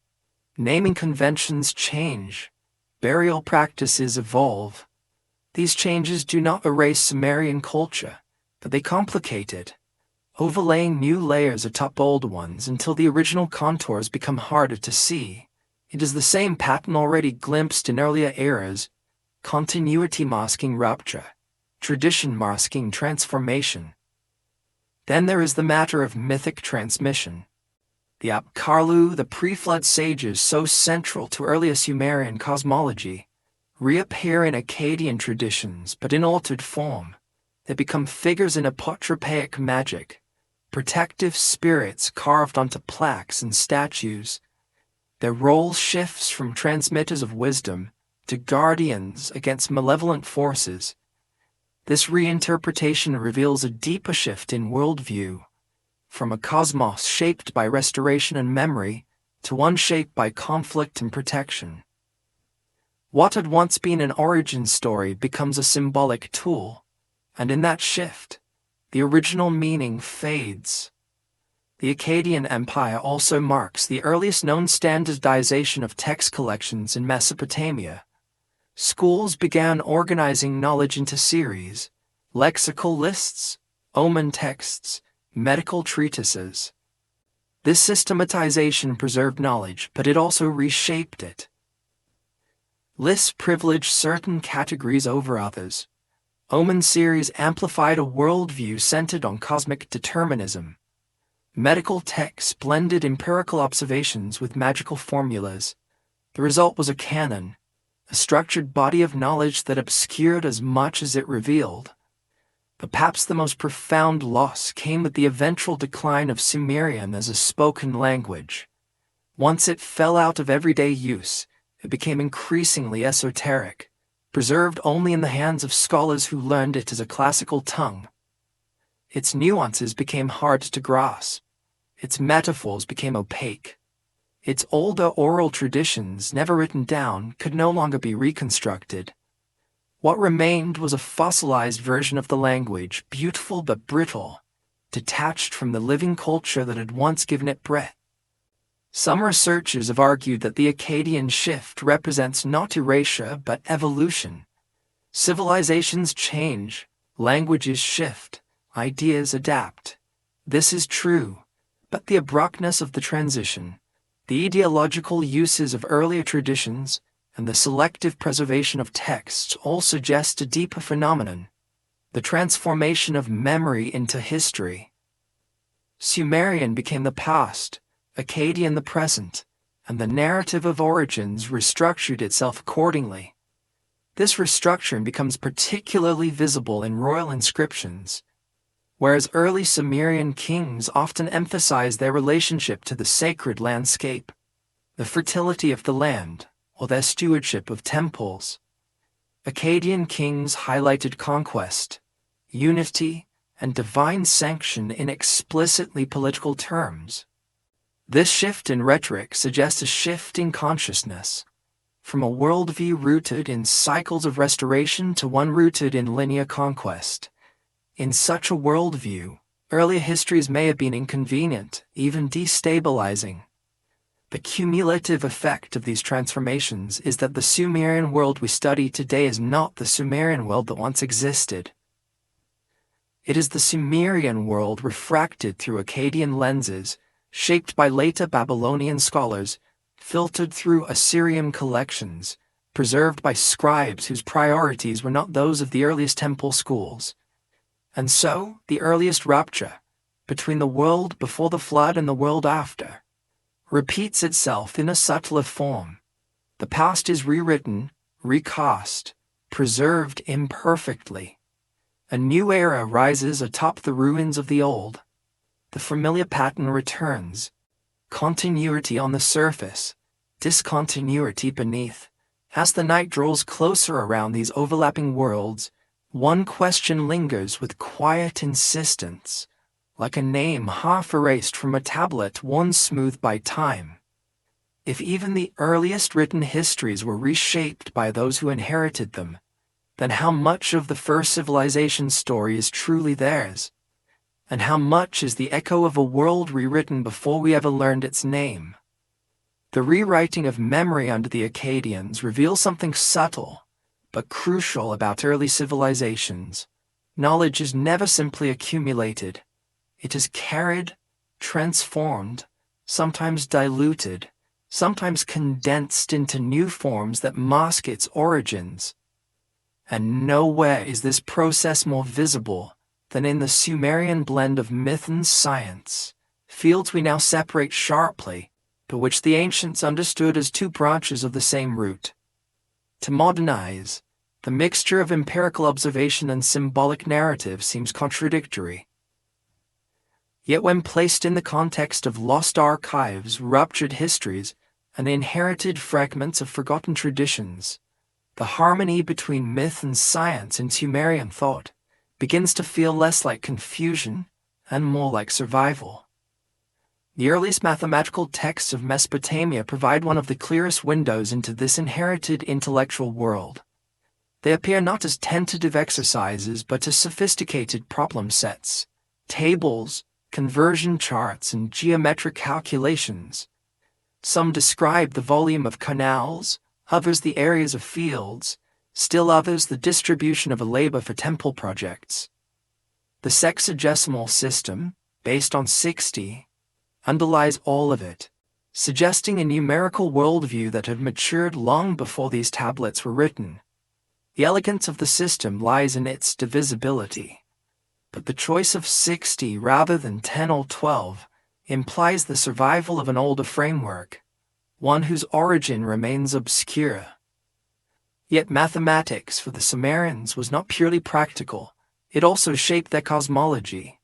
Numbers carried symbolic weight. The gods themselves were assigned numerical values, Anu as 60, Enlil as 50, Ea as 40, and these values influenced ritual timing and temple design. This interweaving of numeric order and divine principle hints at a worldview in which mathematics was not merely a tool, but a reflection of cosmic architecture. And when one considers how abruptly this mathematical sophistication appears, it becomes tempting to imagine that the Sumerians were not inventing such principles, but codifying an older, orally transmitted system that had survived the upheavals of their prehistory. Medicine offers another glimpse into this fusion of inherited knowledge. The Sumerian Akkadian Diagnostic Handbook, compiled much later but built on earlier foundations, demonstrates a dual approach: empirical observation paired with symbolic interpretation. Physical symptoms were catalogued with astonishing detail: pulse changes, skin discoloration, fever patterns, abnormalities in breath and movement. Yet these observations were often linked to omens or cosmic alignments. Diseases were described not only in physiological terms but as disturbances in the balance between divine forces and human bodies. To a modern reader, this mixture seems contradictory. But in the context of a civilization recovering from lost archives, it reads differently. One part of the tradition, the empirical, may represent the remnants of an older scientific system. The other part, the symbolic, may reflect attempts to preserve meaning once held in texts that no longer existed. The fusion was not confusion, it was adaptation. Knowledge survived by binding itself to myth when the infrastructure of pure science had vanished. Astronomy, too, reveals this dual inheritance. As earlier sections explored, Sumerian sky records contain long-term cycles that imply centuries of observation. But these records were embedded in mythic frameworks. Star groups became gods, cycles became stories, celestial events became omens. The Malapan tablets list constellations alongside ritual instructions. The Venus cycle appears in omen texts alongside warnings of famine or political turmoil. Again, the mixture is not accidental. It reflects a world in which observational precision and symbolic narrative reinforced one another. The myth preserved the memory. The measurement preserved the method. But perhaps the most revealing example of the science-myth entanglement lies in Sumerian stories of origins. The Enuma Elish, while composed in Babylonian form, draws on earlier Sumerian motifs. It describes creation through division, the separation of waters, the ordering of sky and earth, the assignment of celestial stations. This emphasis on measurement echoes the mathematical and astronomical systems already discussed. The myth's structure mirrors the logic of early scientific thought, not in its literal description of events, but in its portrayal of order emerging from chaos through precise arrangement. The Atrahasis myth follows a similar pattern. A flood is not simply punishment. It is a recalibration of the human world.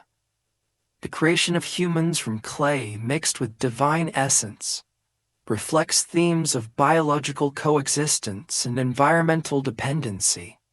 Even the cycle of population control described in the myth aligns metaphorically with ecological pressures known to early agrarian societies.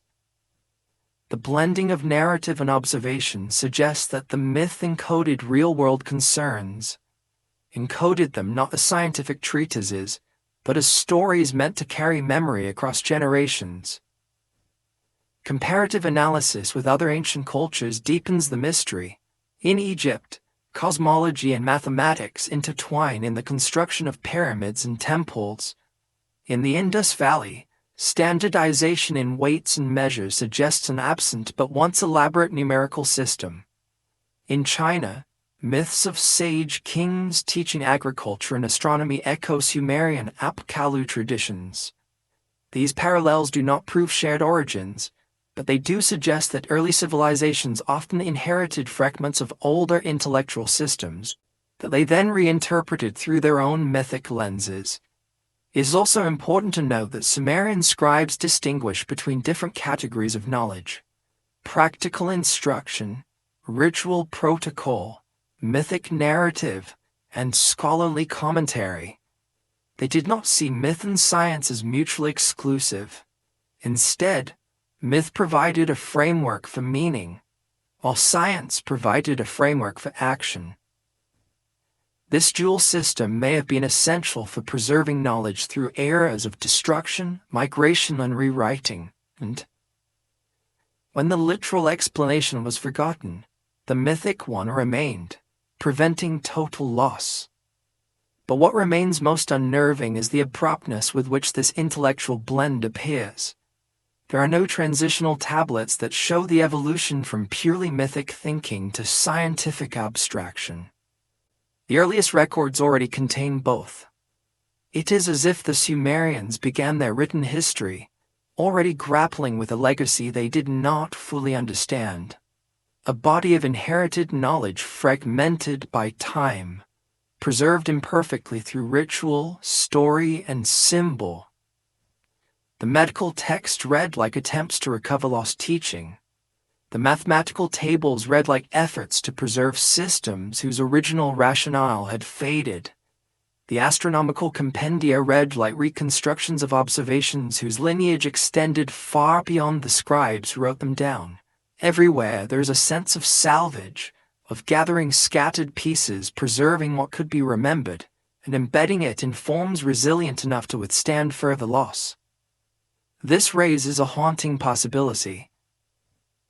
What if the Sumerian worldview, its myths, its sciences, its rituals, was not the beginning of human intellectual history, but the first attempt to reassemble it after a massive rupture? What if their dual approach to knowledge reflects not early confusion, but late memory? As the night settles heavier around these reflections, a question drifts forward with slow, unyielding calm, like a whisper traveling across the boundary between worlds. If Sumerian science and myth are both fragments of an older whole, then what complete worldview once existed before the flood? One that shattered into pieces, leaving only enough behind for the first civilization to begin again. The sense of salvage, of a civilization piecing together fragments of a world it could no longer fully remember, leads inevitably to the most elusive question of all. How do we study the past when the past is defined as much by what is missing as by what survives? Archaeology, for all its tools and theories, depends on material traces, but early human history is marked as much by absence as by presence, by voids that stretch across millennia, by silences that do not merely obscure knowledge, but shape the very way we interpret the evidence that remains. And nowhere is this more apparent than in the earliest layers of Mesopotamia, where the gaps between discoveries often speak louder than the discoveries themselves. Archaeologists sometimes describe this phenomenon as archaeological invisibility, a term referring to the simple fact that most human activity leaves no durable trace. Temporary shelters, reed houses, wooden tools, woven baskets, early writing on perishable materials, none of these survive long enough to enter the stratigraphy of ancient cities. Entire cultures can disappear from the record not because they were small or unimportant, but because the conditions required for preservation never existed where they lived. The earliest inhabitants of southern Mesopotamia, who built with reeds and mud, left behind architecture that dissolved with rain, floods, and time. We see only the layers that happened to fossilize, not the lived reality that unfolded between them. This invisibility becomes more troubling when we consider how erratically the record is preserved. In some regions, a millennium can pass with only a handful of surviving artifacts to show for it. In others, a few centuries produce entire libraries and monumental structures. The uneven distribution of evidence gives the illusion of sudden emergence, civilizations appearing out of nowhere, when in reality the underlying processes may have been gradual, continuous, and complex. But without the intermediate layers, we mistake the surviving peaks for beginnings. The valleys between them remain voids. Mesopotamia's earliest periods are particularly susceptible to these distortions. The Ubaid culture, for example, appears coherent and widespread, but its origins remain obscure. The transition from the Ubaid to the Uruk period seems abrupt because the material record between them is fragmented. The earliest writing appears fully mature because the experimental phases left no surviving traces. Astronomy seems advanced from the start because the centuries of oral observation that preceded written records vanished without a footprint. These are not isolated anomalies. They are the rule rather than the exception. Geological processes amplify this erasure. Southern Mesopotamia is shaped by rivers that wander, split, merge, and abandon their courses over centuries. Sites once on dry land lie now under marshes. Others have been buried by meters of alluvium. The Persian Gulf swallowed vast coastal plains where early settlements may have thrived. Sea level rise after the last glacial period submerged entire landscapes where humans once lived, traveled, traded, and developed traditions that never fossilized. In such a dynamic environment, absence is not evidence of non-existence.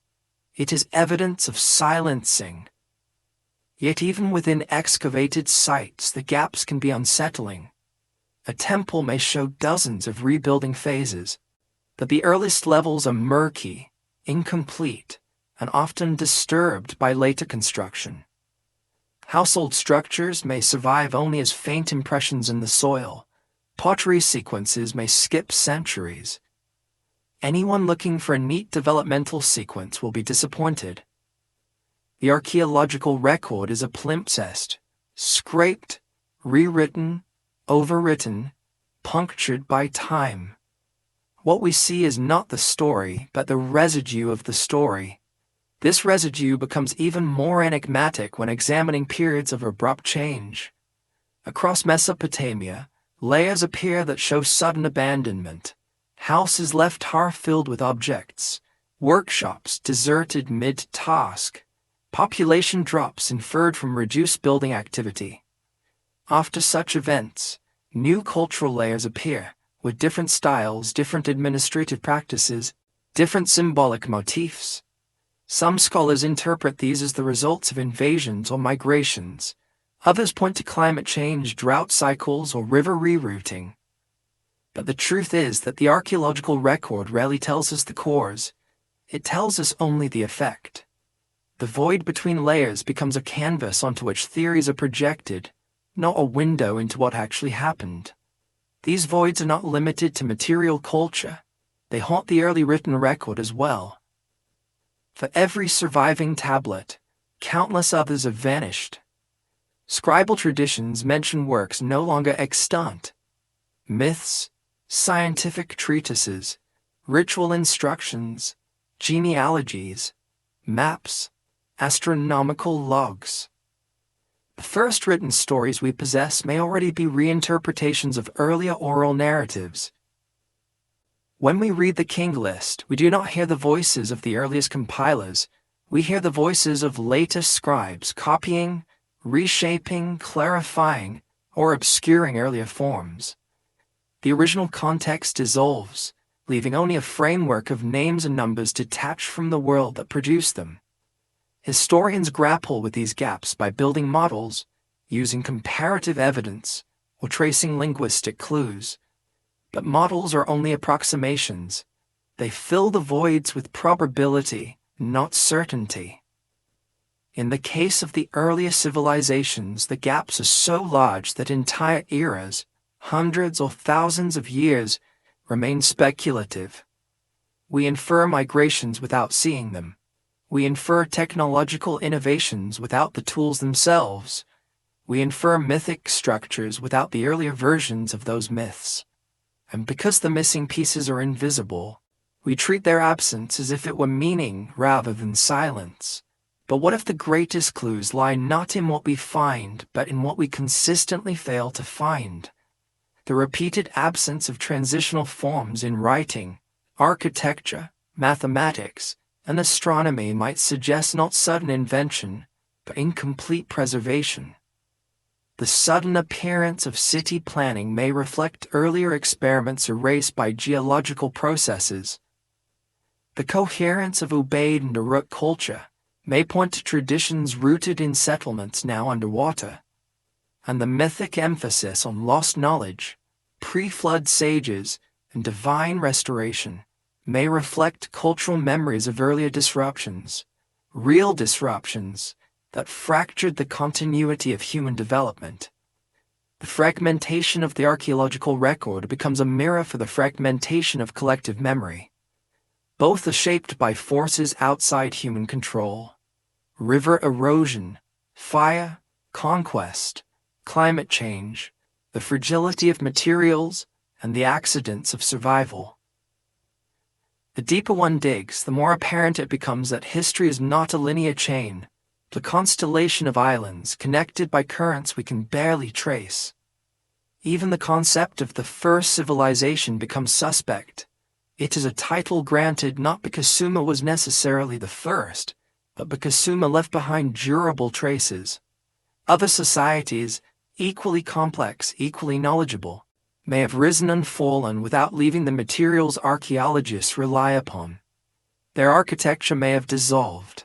Their records may have been written on organic surfaces. Their settlements may lie beneath seas or beneath cities we cannot excavate. The archaeological record privileges those who built with stone or fired clay. It silences those who built with wood, reed, or ephemeral material. In this light, Sumer may not be the beginning of civilization, but the beginning of survivability. The earliest visible point in a much longer, partially submerged trajectory. The silence before Sumer is not empty, it is hidden. As night deepens and the mind drifts along these fault lines between presence and absence, a quiet question rises, delicate as dust that escapes unnoticed through an archaeologist's sieve. If the earth remembers so little of the civilizations that came before, then how many worlds have vanished entirely, leaving behind only faint shadows for us to misinterpret as beginnings? The archaeology of absence, those quiet, persistent voids shaping everything we think we know, opens into a broader horizon when placed beside the mythologies of the world. For when civilizations forget, they do not forget evenly. Material structures dissolve, archives burn, languages shift beyond recognition, but certain stories persist. And when those stories cross distant cultures, echo one another with uncanny precision, they suggest not shared invention, but shared inheritance, as if fragments of a much older narrative drifted outward, long before history formalized itself in writing. In these echoes lies a whisper that the first civilizations remembered more than they understood, and preserved more than they could decipher. Comparative mythology, often misunderstood as the search for universal origins, is instead a study of resonances, patterns, motifs, structural similarities that suggest deep cultural memory rather than literal diffusion. When scholars place Sumerian myths beside those of Egypt, the Indus Valley, early China, and even Mesoamerica, the connections are not straightforward. They do not point to a single lost civilization, nor do they prove contact across oceans, but the patterns hint at something subtler. The possibility that very ancient human communities shared a conceptual world that later fractured into regional traditions. Take, for example, the figure of the civilizing hero or sage. In Mesopotamia, it is the Apkallu, 7 beings associated with pre-flood wisdom. In Egypt, it is Thoth and the followers of Horus, bearers of writing and sacred geometry. In India, the rishis and Manu receive cosmological knowledge and laws meant to repair a world altered by catastrophe. In China, the sage kings Fuxi, Shennong, and Yu accredited with teaching agriculture, medicine, and flood control. In Mesoamerica, Quetzalcoatl brings knowledge of calendars and astronomy. Each tradition frames these figures differently, divine, semi-divine, human, but their roles align: transmitters of knowledge, restorers after upheaval, intermediaries between an earlier world and a later one. One might dismiss these parallels as coincidence or as inherent features of mythic thinking, but the specific combination of themes, catastrophe, restoration, teaching of practical arts, connection to the heavens, emergence after a rupture, suggests something closer to a global memory than isolated imagination. The stories feel like refracted reflections of an older narrative whose origin remains obscured by the erosion of time. Flood myths offer another striking resonance. As explored earlier, nearly every civilization recounts a deluge that resets human society. But the comparative details are even more intriguing.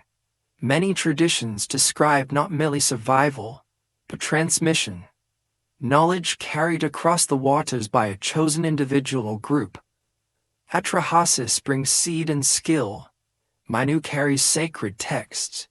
Deucalion preserves cultural memory. The Maya hero twins recover wisdom after the flood. Early Chinese myths describe sages who rebuild the world after the waters recede. These are not simple stories of destruction. They are stories of salvaged knowledge, implying that memory, not just humanity, had to be saved. The same pattern surfaces in creation myths. In Sumer, the cosmos is ordered through measurement and separation, an act echoing their mathematical worldview. In Egypt, the world emerges from a primordial mound shaped by cosmic balance, Ma'at. In India, the universe is reconstituted by dividing the cosmic body of Purusha. In China, the heavens and earth are separated by Pengu, who carves order out of chaos. These accounts differ in narrative but converge in structure. Creation as restoration, as rearrangement, as re-establishment of a pattern. They imply that early cosmologies were not attempts to explain origins, but attempts to preserve memory of an order that had been disrupted. Astronomical systems show a similar coherence. While the Sumerians developed a sophisticated star catalog and lunar calendar, other ancient cultures mirrored certain features. The Egyptian decans dividing the night sky, the Indian nakshatras marking lunar mansions, the Chinese 28 lunar stations, the Maya tracking of Venus cycles. These systems evolved independently, yet they share structural similarities that suggest deep time observation practices, perhaps predating the dispersion of early human populations. If skywatching was part of humanity's earliest intellectual toolkit, then the continuity across cultures may reflect a shared prehistoric tradition, rather than isolated invention. Yet the most haunting parallels appear in the myths that speak not of beginnings, but of endings. Civilizations lost, knowledge forgotten, ages of the world cycling through creation, destruction, and renewal. The Greek ages of gold, silver, bronze, and iron, the Hindu yugas, the Mesoamerican suns, the Zoroastrian cosmic cycles, the Norse Ragnarok, the Sumerian pre-flood and post-flood eras, all paint a picture of time as layered, recursive, punctuated by catastrophe. No ancient culture imagines a single linear progression from primitive to advanced. They all imagine resets, and resets imply memory of interruption. The Sumerians were particularly explicit about this. Their division between the antediluvian and post-diluvian worlds frames the earliest civilization not as an origin, but as a resumption. They believed their knowledge came from earlier sages, that their kingship descended from an older order, and that their rituals preserved fragments of a world erased by the flood. Later cultures expressed similar sentiments. Egyptian priests told Greek visitors that their civilization was but the latest in a series of cycles. Indian sages described forgotten ages. Maya codices referenced earlier sons whose histories had vanished. Early Chinese texts spoke of dynasties whose knowledge was lost in floods and fires. Even if these parallels reflect myth rather than history, they reveal something profound about ancient consciousness. Early civilizations did not see themselves as pioneers. They saw themselves as inheritors.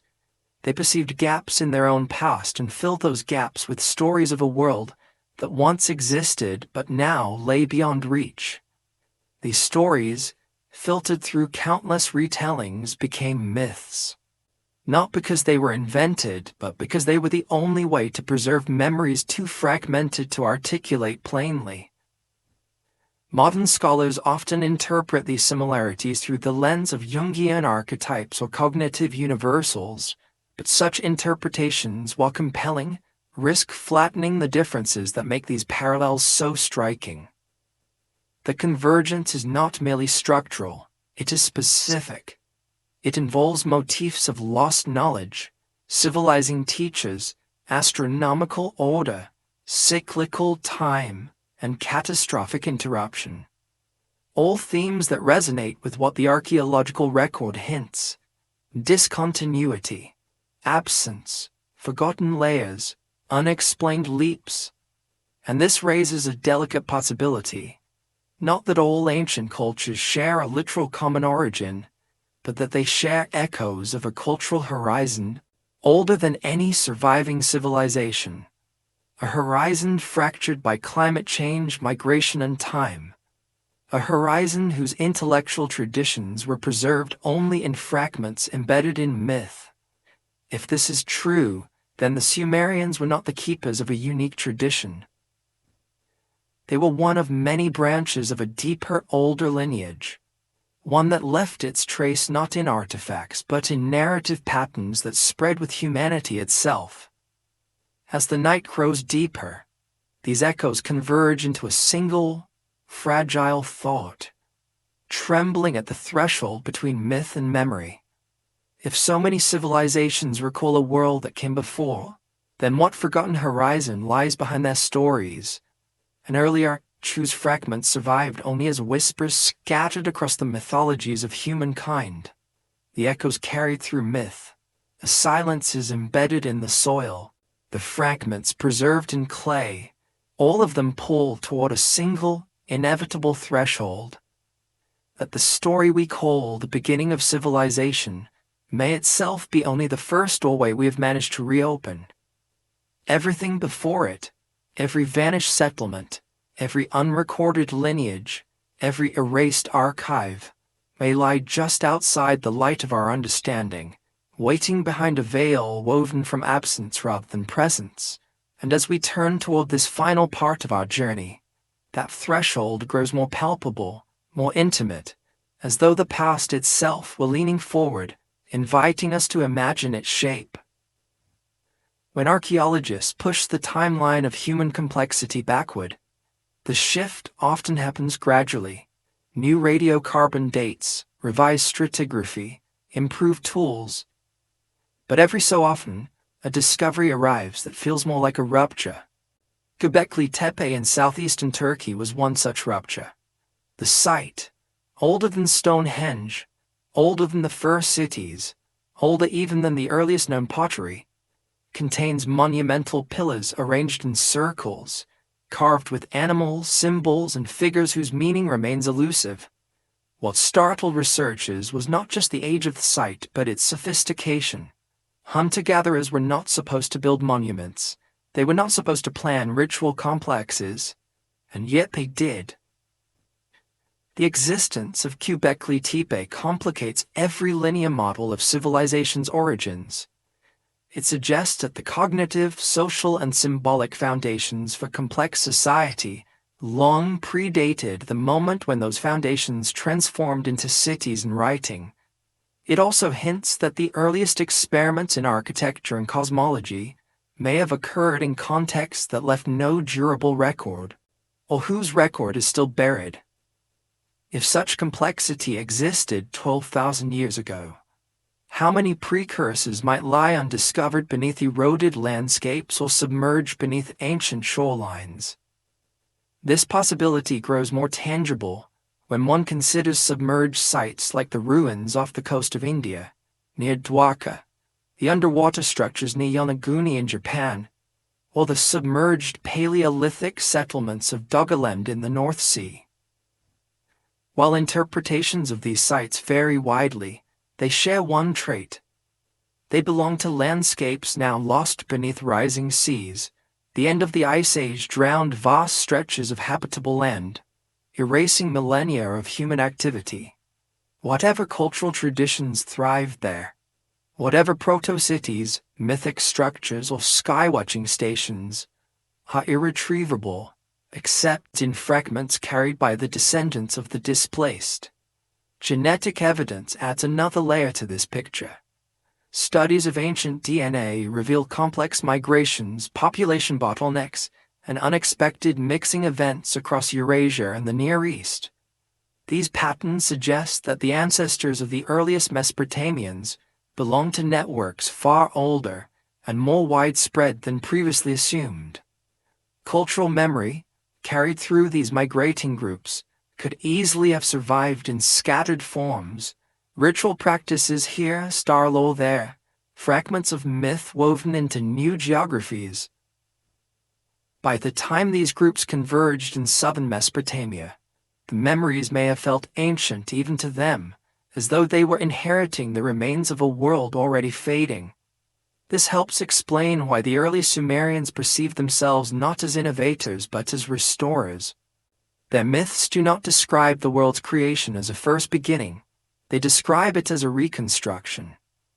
Their kings do not claim to be the first rulers. They position themselves in a lineage that stretches into a forgotten past. Their astronomers do not present their observations as discoveries. They present them as continuations of a cycle older than humanity itself. Their stories are haunted by absence, not ignorance, but absence, an awareness that something once existed and no longer can be fully recalled. Perhaps this is why the Sumerians were so obsessed with order, with measuring the sky, dividing the calendar, codifying law, organizing society. Order for them was not a tool but a response, a way to repair the break, a way to preserve what could be salvaged, a way to articulate through precision something that could no longer be seen directly. The temple became a miniature cosmos, the city a restored pattern, the archive an act of defiance against forgetting. And yet, even with their unparalleled devotion to preservation, the Sumerians themselves acknowledged that what they received was incomplete. When they spoke of the Apkarlu, they spoke not of revelation but of recovery. These sages did not give humanity new knowledge. They restored knowledge lost in the flood. The implication is subtle but profound. The Sumerians believed they were living in a world rebuilt after collapse. Their civilization was not the dawn. It was the second morning after a long night. Modern archaeology, with all its caution, tends to avoid such narratives. But the data it uncovers often resonates with the very patterns the Sumerians described. Abrupt appearances followed by refinement. Gaps where development should be visible. Sudden declines with uncertain causes. Evidence of displacement. Signs of earlier complexity. The impression left by these patterns is not of linear progression, but of cycles. Cycles of creation, loss, and renewal. The notion of cycles also appears in the earliest text outside Mesopotamia. The Egyptians believed their dynasties were only the latest in a long chain, extending into mythic time. Hindu cosmology framed history in vast repeating ages. Early Chinese chronicles describe lost lineages preceding recorded kings. Mesoamerican codices describe sun cycles, each ending in catastrophe. These traditions differ wildly, yet they converge on a single theme. The belief that humanity has risen more than once. None of this constitutes proof. It is not evidence of a literal forgotten civilization, nor an argument for a singular lost world, but the convergence of myth, archaeology, genetics, and geology suggest a broader possibility that the earliest visible civilizations, Sumer, Egypt, the Indus Valley, were inheritors of deep time traditions carried through rupture. They were the first to write, not the first to know, the first to build in durable form, not the first to imagine, the first to leave archives, not the first to teach or remember. This understanding transforms the question at the heart of human origins. It shifts the focus from where did civilization begin to what remnants of earlier worlds shape the civilizations we can see. It reframes the earlier cities not as sudden miracles but as reassemblies of older patterns. It casts myths not as naive stories but as repositories of memory stretching beyond the reach of excavation. And it leaves us standing at a threshold, not one made of stone or clay, but one made of possibility. A doorway leading backward into a darkness filled not with emptiness, but with the outline of worlds we can only glimpse through the distortions of time. The Sumerians may have sensed this darkness. They may have known, in ways we no longer can, that their achievements were not the beginning, but the continuation of a human story whose earliest chapters have dissolved. As the final thoughts of this long journey settle like dust across ancient foundations, one image lingers, a quiet corridor stretching into shadow, unlit, unexcavated, waiting. And from somewhere beyond its edge, a question rises with the gentleness of a breath, drawn in the dark. If the first civilization we can see was already remembering, then what unremembered world still waits beyond the doorway we've only just begun to open?